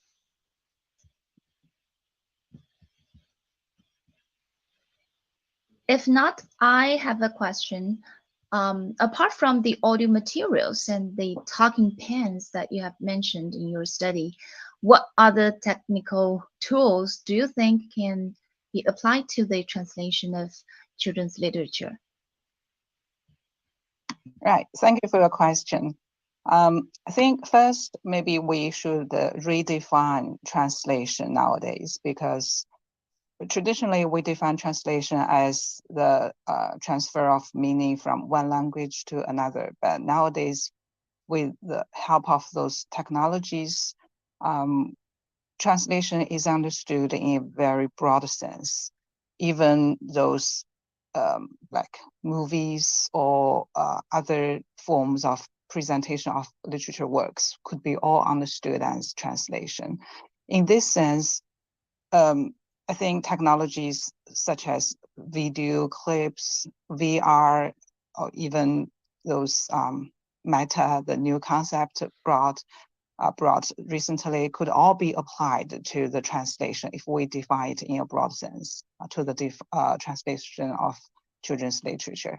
And the use of video materials and augmented reality might be more attractive to children. So I think that is some area we could explore in the future. Okay, thank you. Thank you for answering my questions. And actually, technology is everywhere around us, and it really enhances our life. So I hope maybe in the future, for the translating of children's literature, we will have more applicable technical tools, and also that will help translators and even help our readers to better understand children's literature. Okay, thank you. Exactly. Thank you. And then we have the third presenter, Tian Yuli, from Hefei University of Technology. And also this article is co-authored by Tian Yuli, Li Zhendu, and also me, because I'm the supervisor of the two students, two MA students. And the presentation is by Li Zhendu. And due to some reasons, because they will have classes early in the morning, and also it's very late here at midnight in China, so they can not attend the conference. So we will play the video, and I will take questions, if any. Okay, so I will try to play the video. If it's not possible, I will ask our colleagues at the conference site to help us. Okay, I will try to share the screen here. We can play it if you. Okay, thank you very much. It's better for you to okay. On site. Thank you. Thank you. Okay, thank you. Thank you.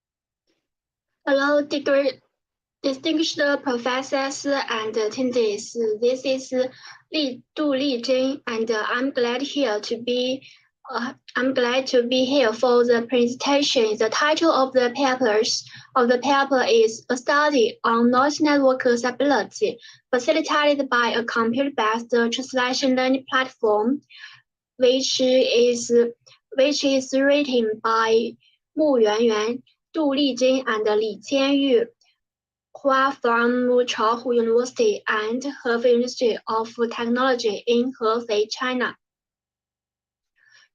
My presentation will be introduced from 5 aspects. The first is introduction, the second is translation knowledge network, the third is experiment design, and the fourth is analysis of experiment data. The fifth is findings and conclusion. Let's start. And this is the all contents in the paper. There are 5 sections and another acknowledgements and references, which can be found in the paper. Let's start about the introduction part. And in the introduction part in the paper, the platform text files is mainly introduced. This is a screenshot about the platform It's an online platform. TextWL it is a computer-based translation learning platform. It has been designed and developed by our research team where knowledge news in or between Chinese and English translation are annotated based upon the knowledge network. And more details can be found in the paper about the second part, Translation Knowledge Network. So what is the Translation Knowledge Network? In order to know the details and its development of the Translation Knowledge Network, we use two databases, which are WORDS and CNKI. The first is a foreign international database, and the second database is mainly used in China. And this is the screenshot about the results, which is formed in the database, and the date is set 2022 November 18. So the numbers are different from the ones in the papers. We can find that the numbers increase. So we can find that the topic Translation Knowledge Network is researched by more scholars. And the test is set Knowledge Network and Translation Teaching or Translator Education or Translator Training or Translation Pedagogy. And this topic or term is mainly used in these fields such as computer science, educational research, communication, and engineering, and other fields also use the term to explore and research. And this is the citations about the papers which research Translation Knowledge Network. We can find that the peak of research is 2020. There is a peak, and the most cited papers are screened in the second picture. So, in order to study the Translation Knowledge Network, we use the platform. For the learner account, there are 6 options in the navigation bar area. We can find from the PowerPoint in the screenshot. There are 1, 2, 3, 4, 5, 6 navigation bar, namely translation learning, translation practice, course interaction, QA questions and answers, user data, and my favorites. So let's have a look at the third part, experiment design. That's about how we design the experiment and collect their data.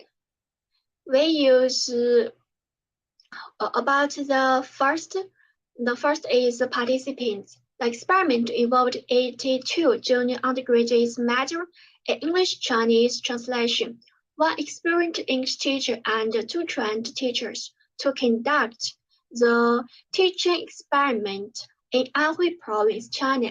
And we collected the data by 3 methods. The first is the test, and the second is questionnaire, and the third is interview. That diagnostic test and formative test are analyzed from the quantitative quantitative view and the questionnaire and interview are analyzed from the qualitative view. And the two mainly used is SPSS and catch code. Catch code is a semi-structured text analyzing software. And the questionnaire is designed according to Likert scale. And in the fourth part, we discuss the analysis of experimental data. We can analyze the data through different tools and aspects, perspectives. So the first is about the school data. We can see that there are three picture photos in this screen, and the first, the top one is about the score D value. That means the differences between the diagnostic test and the formative test. Yeah, the formative test score subtract the diagnostic test score. We can see that they have some. There are some rules in this picture. This is a histograms of score D value and scores in each group. And we use more statistics and numbers to indicate these scores. The first is the statistics of paired samples. We can find the diagnostic assessment and formative assessment. The mean and the standard deviation are different. The mean of formative assessment is more than diagnostic assessment. That means that there is improvements in the students' scores. And about the paired sample correlations, we can find the correlation is 0.693, which means there are great correlations between two assessments. And about the third table,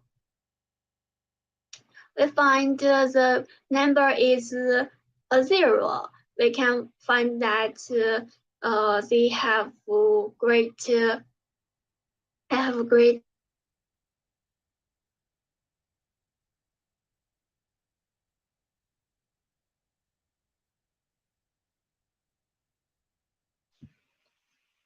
Sorry, excuse me, is there any connection problem? We cannot hear the presentation. So is there any problem?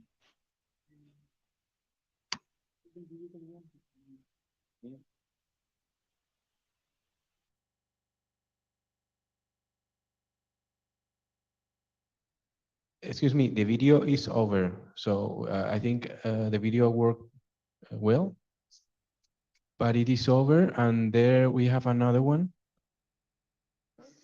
It lasts 17 minutes. So my partner is going to play it. Okay. And this is the catch code analyze screenshot. This photo, this finger is formed by the software catch code. The catch code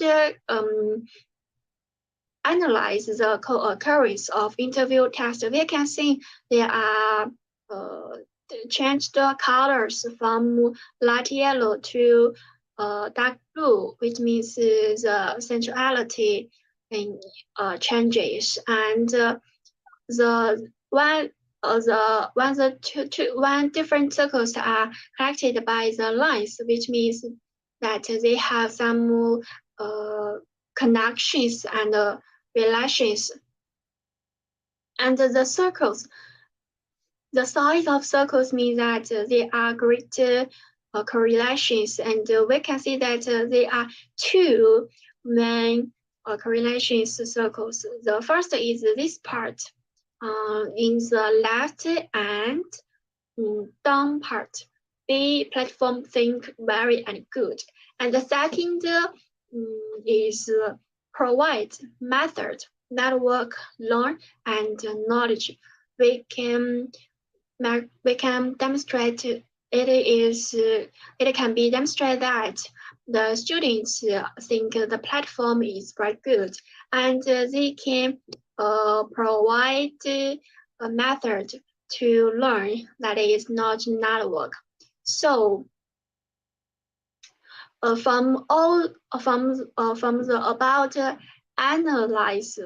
analysis, we can have some findings and conclusions.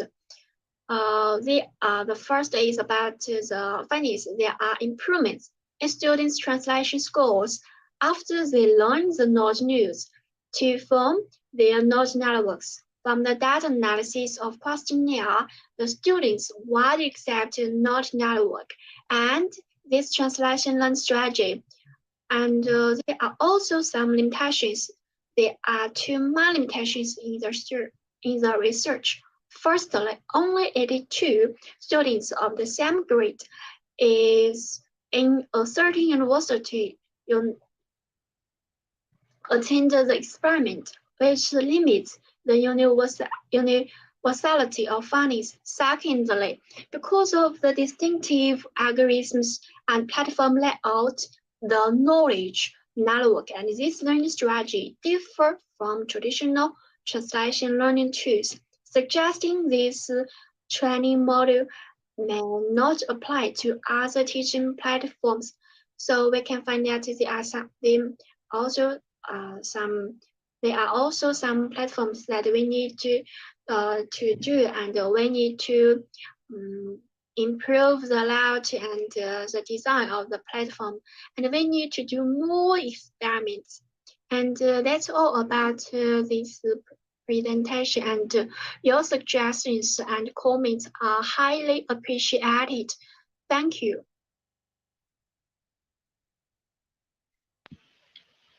Okay, well, it's the end of the presentation by Li Zhendu. If there's any question, I can take the question from the audience. No, no questions here. Okay, no question. If then we can move on to the next presentation. The next presentation is by Bei Lin from Zhejiang University of Technology on the design of computer-aided translation teaching. And also due to the same reason, because Bei Lin is a teacher at Zhejiang University of Technology, she will also have classes early next morning, or actually here this morning for China. So please help us to display the video. Yes, so yes, that we have it here. We are gonna play it now. Thank you. Yes, thank you. Thank you very much.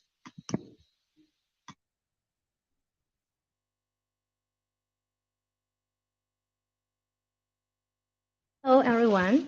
My study is on the design and application of computer-aided translation teaching. In the current teaching, we mainly adopt a teacher-centered mode in the translation classroom. Problems with such teaching mode have been spotted, as shown here. In this mode, many students lack practical ability and fail to sufficiently handle the translation tasks in reality. So, how to increase the students' interest in learning and improve their translation ability? A new teaching mode is apparently in need. Trying to redesign the translation course and advance the teaching methods to work out the students' potential and get a better teaching outcome, we resort to the computer-aided teaching. Computer-aided teaching has been attracting more and more attention. Many research discuss the application of computer technology in the process of teaching. And they found that assisting teaching with a designed system could improve the teaching efficiency. In this case, we take the TextWare's platform to facilitate our teaching. With a knowledge-based network-based system, it is designed to improve the efficiency of translation teaching, learning, and self-learning.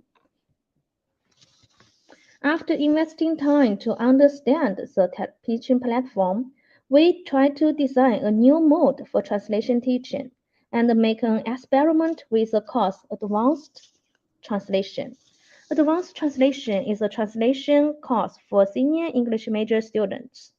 It requires students who have taken several translation courses before to have a relatively good command of English and Chinese, as well as some basic translation knowledge.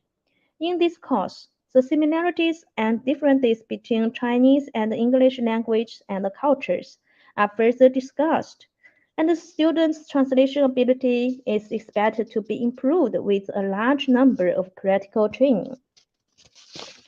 To ensure its reliability and validity, we designed the course teaching on the basis of task-based language teaching. A task-based approach to the teaching design is inconsistent with what is known about how the students acquire a second language. According to Alice, the class consists of 3 phases: pre-task, during task, and post-task. The first phase prepares the students to perform the task, and the second one focuses on the task itself, giving various instructional options relating to how the task is to be undertaken. The last phrase concerns with follow-up procedures on the task performance. Here we take the unit translation of sentences, for example, to illustrate our design of teaching. This unit aims to explain the syntactic differences between the Chinese and English and improve the students' translation skills of dealing with sentences, exposing them to the differences between two cultures and thinking patterns. The aims are expected to be achieved with the following teaching activities according to the organization of pre-task, during task, and post-task phrases. For the pre-task activity, to prepare students for the task at the next phrase, we select the topic boards relevant to our teaching and ask students to read them, which would help them to reconsolidate their knowledge of translation.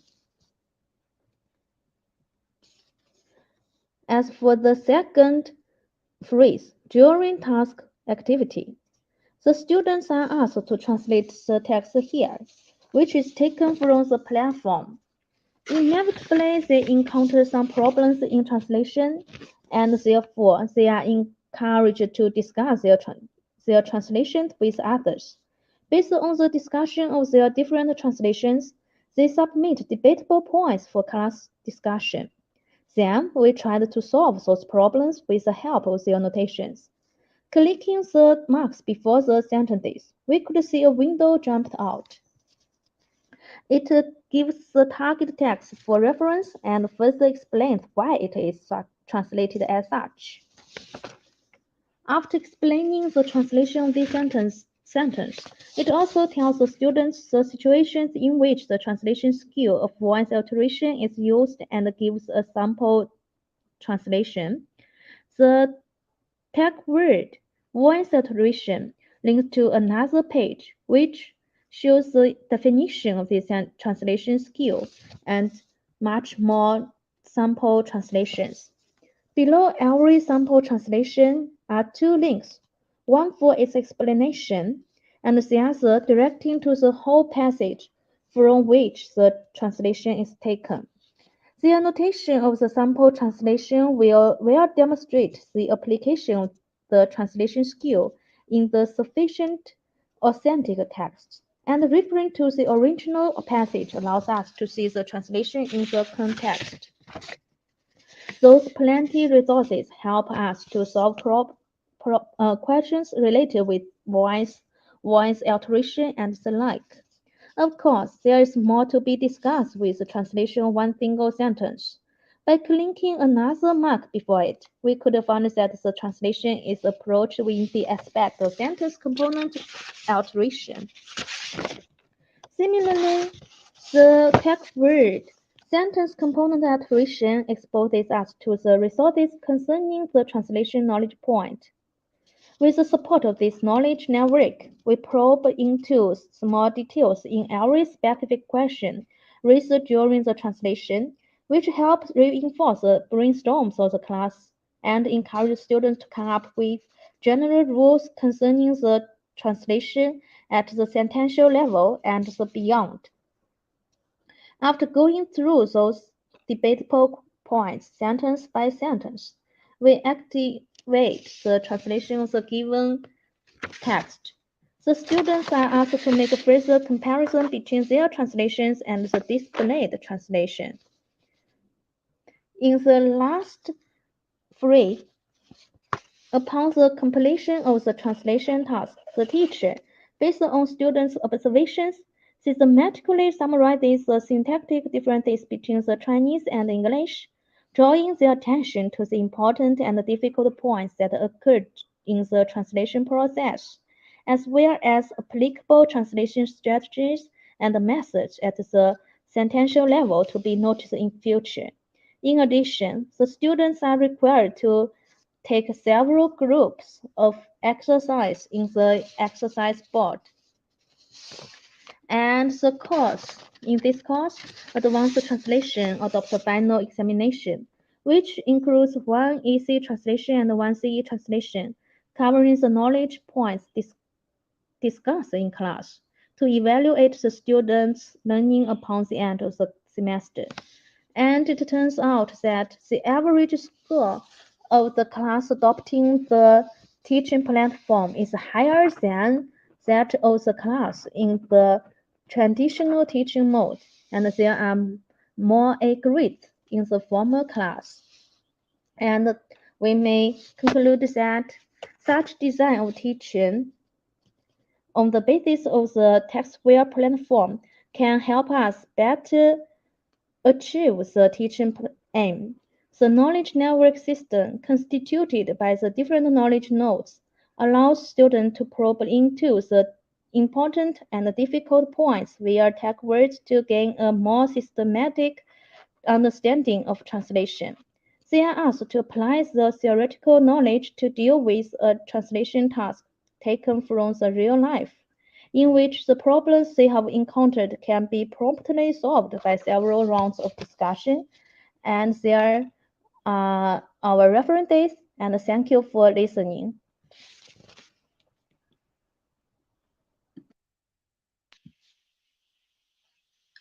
Okay, and next we have another presentation from Jingjing He, Hefei University of Technology. The title of this presentation is the Visualizing and Transferring of Communicative Rhetoric Modeling in Active Reading, Writing, Teaching based on Cognitive Apprenticeship. Case analysis facilitated by RAN Classroom and pguide.org. So we actually have the speaker here online, and she will share with us. So welcome, Jingjing He. Okay, thank you. Thank you, Professor Mu. So I'd like to share my personal computer screen. Okay.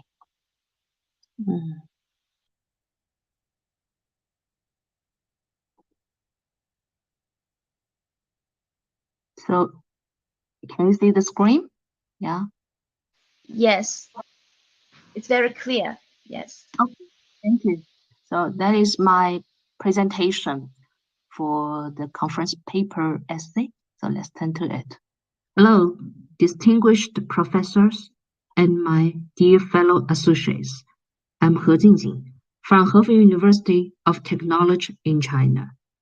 Today, my presentation essay is entitled with Transferring of Communicative Rhetoric Modeling in College English Reading Writing Teaching based on Cognitive Apprenticeship, facilitated by RAN Classroom and pguide.org. My presentation of this conference essay will consist of following 5 parts: literature review, research design, data analysis, and finally conclusions. Initially, I would like to briefly introduce my research orientations in this paper. To help the freshman non-English major learners in author's college English reading writing teaching to switch from the test-oriented thinking modes to the communicative rhetorical paradigms. This research attempts assimilating the methodological elements of cognitive apprenticeship, such as modeling, into rhetorical analyzing and thinking. To visualize and transfer the feasible communicative rhetorical modeling of the expert, the teacher, in the blended reading writing teaching, facilitated by the digital and technical platforms such as Ren Classroom platform and the intelligent writing assessing platform piguide.org. Accordingly, to optimize the college English reading writing teaching. With those research orientations, the author then conducted some academic literature reviews concerning cognitive apprenticeship and college English teaching. Cognitive apprenticeship was proposed by Kleins, Brown, and Newman in 1987. It blended the idea of apprenticeship with the traditional reading writing teaching by placing emphasis on the process of tailoring the procedural skills, visualize the thinking modes, as well as transmitting the heuristic strategies. The correlative researches between cognitive apprenticeship and college English teaching were also retrieved on the academic platform of CNKI. Through the relevant research retrieval, they also found that there were few studies on the integrated applications of the specific rhetorical modeling methodology on the basis of cognitive apprenticeship with the digital and the technical platforms in college English reading writing blended teaching. Now, let me elaborate on my detailed design of this correlative research between the cognitive apprenticeship and college English reading writing teaching. The participants of this research were non-English major Frenchmen from grade 2021 in the author's college English reading writing course. Most of them have scored averagely high scores in English in college entrance examination. They have rightly undergone the concentrated English tests, acquired a considerable scope of English vocabulary, while still confronted with the problem of switching from the test orientation to the transferable and generative modeling in reading writing learning. Generally speaking, the entire scheming and transferring of this communicative modeling consists of 3 major steps: pre-modeling on the Ren Classroom, 4 types of rhetorical modeling through the reading writing interactions and activities in class with an aid of Ren Classroom platform, and the after-class advanced writing tasks assigned on piguide.org. Specifically, the pre-class activities and tasks are modeling-oriented and delivered through Ren Classroom. The students are required to preview the self-learning video resources and take on some exercises, which is to prepare the learners with some fundamental communicative rhetoric concepts and notions for the in-class modeling interactions and activities. Secondly, in class, the teacher will initialize the sampling and visualizing of the 4 dominant rhetorical modeling procedures, such as rewording, resentencing, reparagraphing, and rediscoursing, which may help transfer the modeling of the communicative rhetorical paradigms. Detailedly, rewording modeling interaction is to instruct the students to substitute the synonymous advanced vocabulary for the original key expressions in the reading materials through sending bullet screen and comments to the RAN classroom, and then formulate word count images. Resentencing modeling interaction is to instruct the learners to replace the original sentences with a variety of sentences through sending posts and comments to the RAN classroom, which are later projected in the whole class. Reparagraphing modeling is to instruct the students to restate the whole paragraph in the reading materials by pointing out the transitions and the patterns of development through making presentations of paragraph restatement. And the rediscourse modeling interaction is to instruct students to draw mind maps to display the outline, the structure of the whole reading text through sending snapshots of mind maps to the RAN classroom, which are later displayed and shared within the whole class. Thirdly, by probing into the after-class advanced writing of the participant students on piguide.org, the transferring of the previous communicative rhetorical modeling could be traced and tracked in the improved versions of students' advanced writings. Through close analyzing of their writings and collecting of the relevant accessing data on piguide.org, they also detected that the subtle use of the advanced vocabulary, the flexible alternating among different rhetorical sentence types, the coherent development of the paragraphs, and a well-knit layout of the discourse. Here are some snapshots of the interactive modeling on the platform RAN Classroom. To further verify the effectiveness of transferring the communicative rhetorical modeling in this interactive reading, writing, teaching explorations, let's turn to the following data collection and statistical analysis facilitated by piguide.org. The relevant data collected and analyzed in this research is based on 2 national English writing competitions assigned as homework. Firstly, by comparing and contrasting the average linguistic dimension analysis shown in Table 2 after 1 year implementation of modeling-oriented teaching, it is quite evident that the average writing competence of the research-targeted freshmen have been dramatically improved. Secondly, by comparing the statistics of high-frequency errors between these 2 tasks, writing tasks, it is obvious that the overall writing errors, such as punctuation errors, spelling errors, sentence structure problems, and etc., have obviously declined. Thirdly, the average scores of the writings automatically accessed by piguide.org platform have been improved. More typically, as this study probes into the frequency of self-polishing on the platform piguide.org, which may mainly involve the process of rewording, resentencing, and reparagraphing, the crucial methodological elements of this research.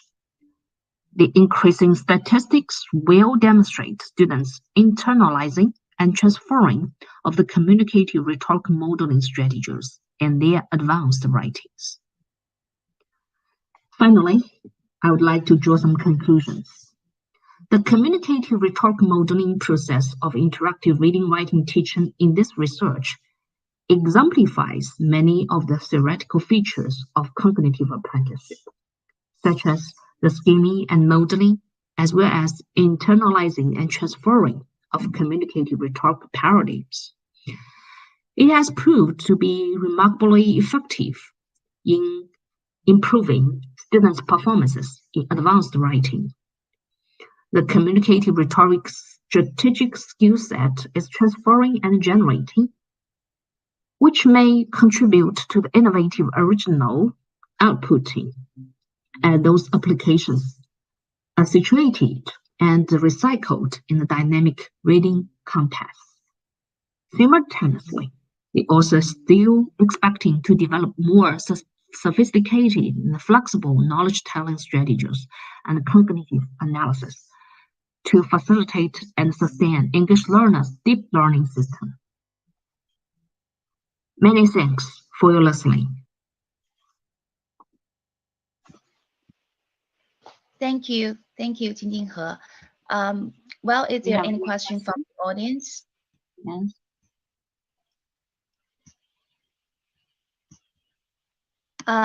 If not, I have a question myself. So how did you visualize the rhetorical thinking modes of the teacher? And more crucially, the rhetorical modeling of the students in your research? Thank you. Thank you very much for your question, Professor Mu. So the visualizing and the transferring of the four dominant rhetorical modeling in this paper many depend on the interactions and the activities properly facilitated by the technical support of RAN classroom, such as I have mentioned in my essay, that is bullet screen, sending bullet screen, and the instant brief comments into the platform of RAN classroom. And the teacher may initialize the sampling and also articulate how the teacher reword, resentence, reparagraph, as well as rediscourse, and involve the learners to imitate and taking the rewording molding process as a sample.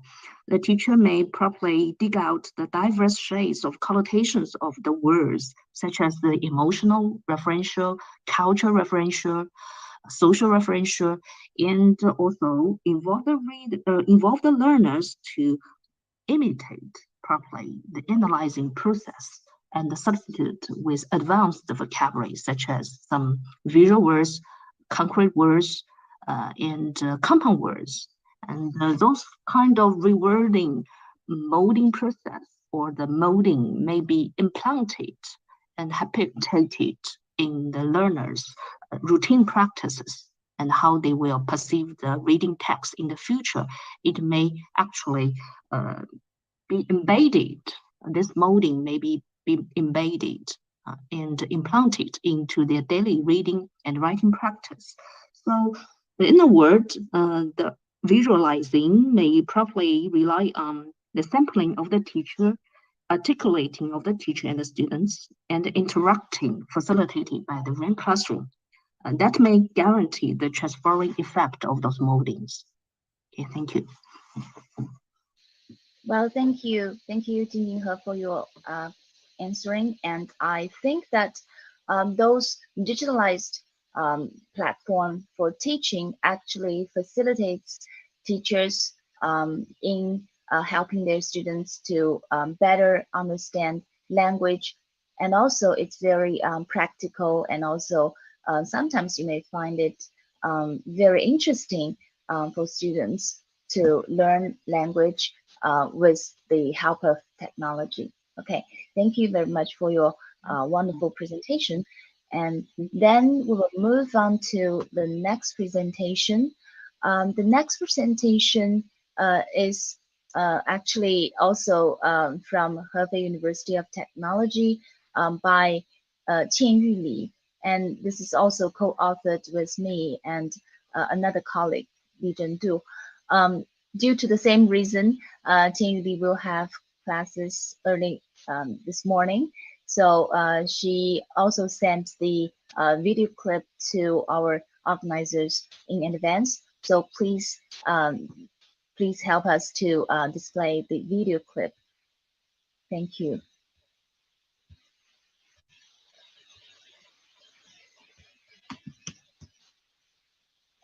So our colleagues on site. Yes, okay. Thank you.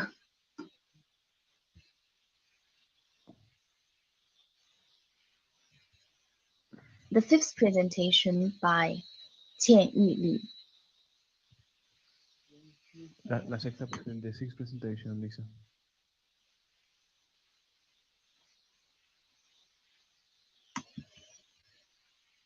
Okay, I have a copy here, but I'm not sure whether I can share the screen successfully. I would also try. We think it's gonna be the 7th, right? Because the 6th already. It's the fifth one. Oh, sorry. It's my fault. It's the sixth one. Yes. Yes. Okay. Sixth. Sorry. Okay.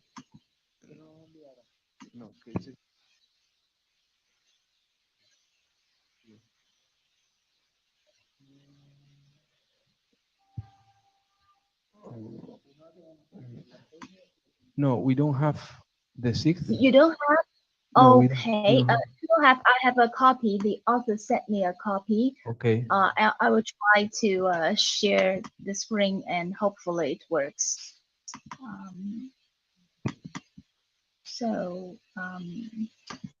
we try. Yes, this one. Hello, dear professors. It is my great honor to be here to present my paper for you. My name is Can Li you Qianyu. hear? The title of my paper is An Empirical Study on Non-Network-Based Translation Learning.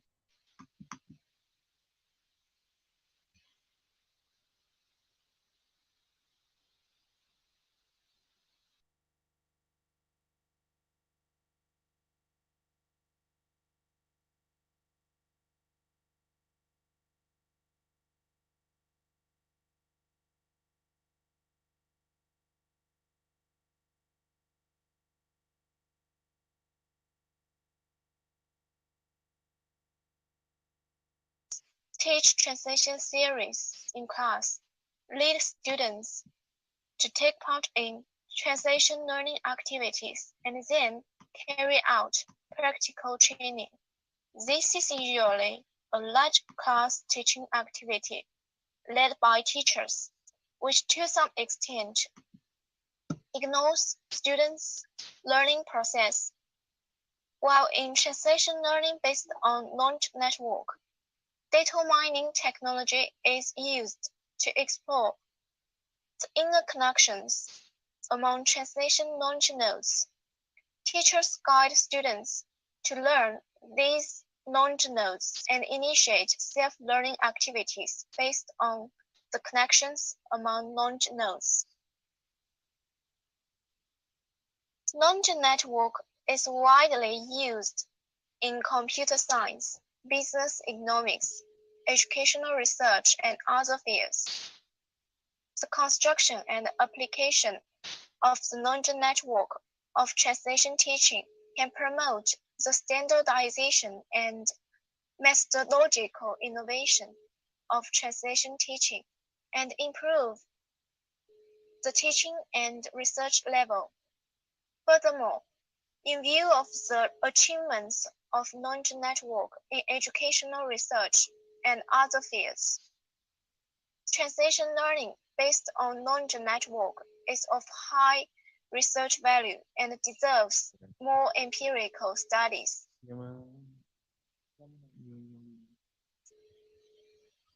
Hi, Juan. Yes, we're trying to connect you by chat. I think that you are not reading the chat. We have a problem with the presentation because we shared your screen, but it's only audio, but not image. And we need to leave the session. We need to cut this session in less than 10 minutes. So can you summarize, please, the workshop? Say the final words or summarizing the session to close this session, please. Okay, so I will summarize this session as follows. In this session, we have the presenters presenting their research on digitalized language teaching and also digitalized translation teaching. And all the presenters use technology to facilitate their research. And also in the classroom teaching, especially for language teaching and also for translation teaching, the researchers use teaching platforms or other kinds of technical tools to help them facilitate their teaching and also try to investigate whether these teaching methods are useful to their students, and also they pay attention to the outcome of their students learning facilitated by the digitalized technology. And also we have another presenter focusing on the trans-editing of children's literature in the age of technology, which is also a very interesting topic. And also we have the other 4 presentations. Actually, just now we didn't finish the presentation from Tianyudi, and also we still have 3 other presentations focusing on the digitalized teaching in language. So this is briefly my summary of the session here. So we will have a break, or this is already time for the whole workshop to finish.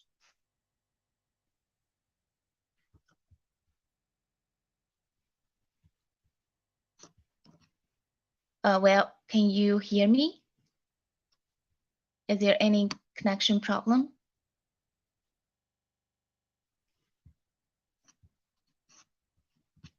Excuse me?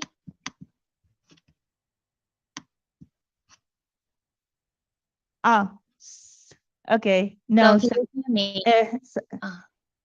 I don't know if you can. Okay. Okay. Yes, I just summarized the session here, but I'm not sure. Can you hear me? Yes. Yes.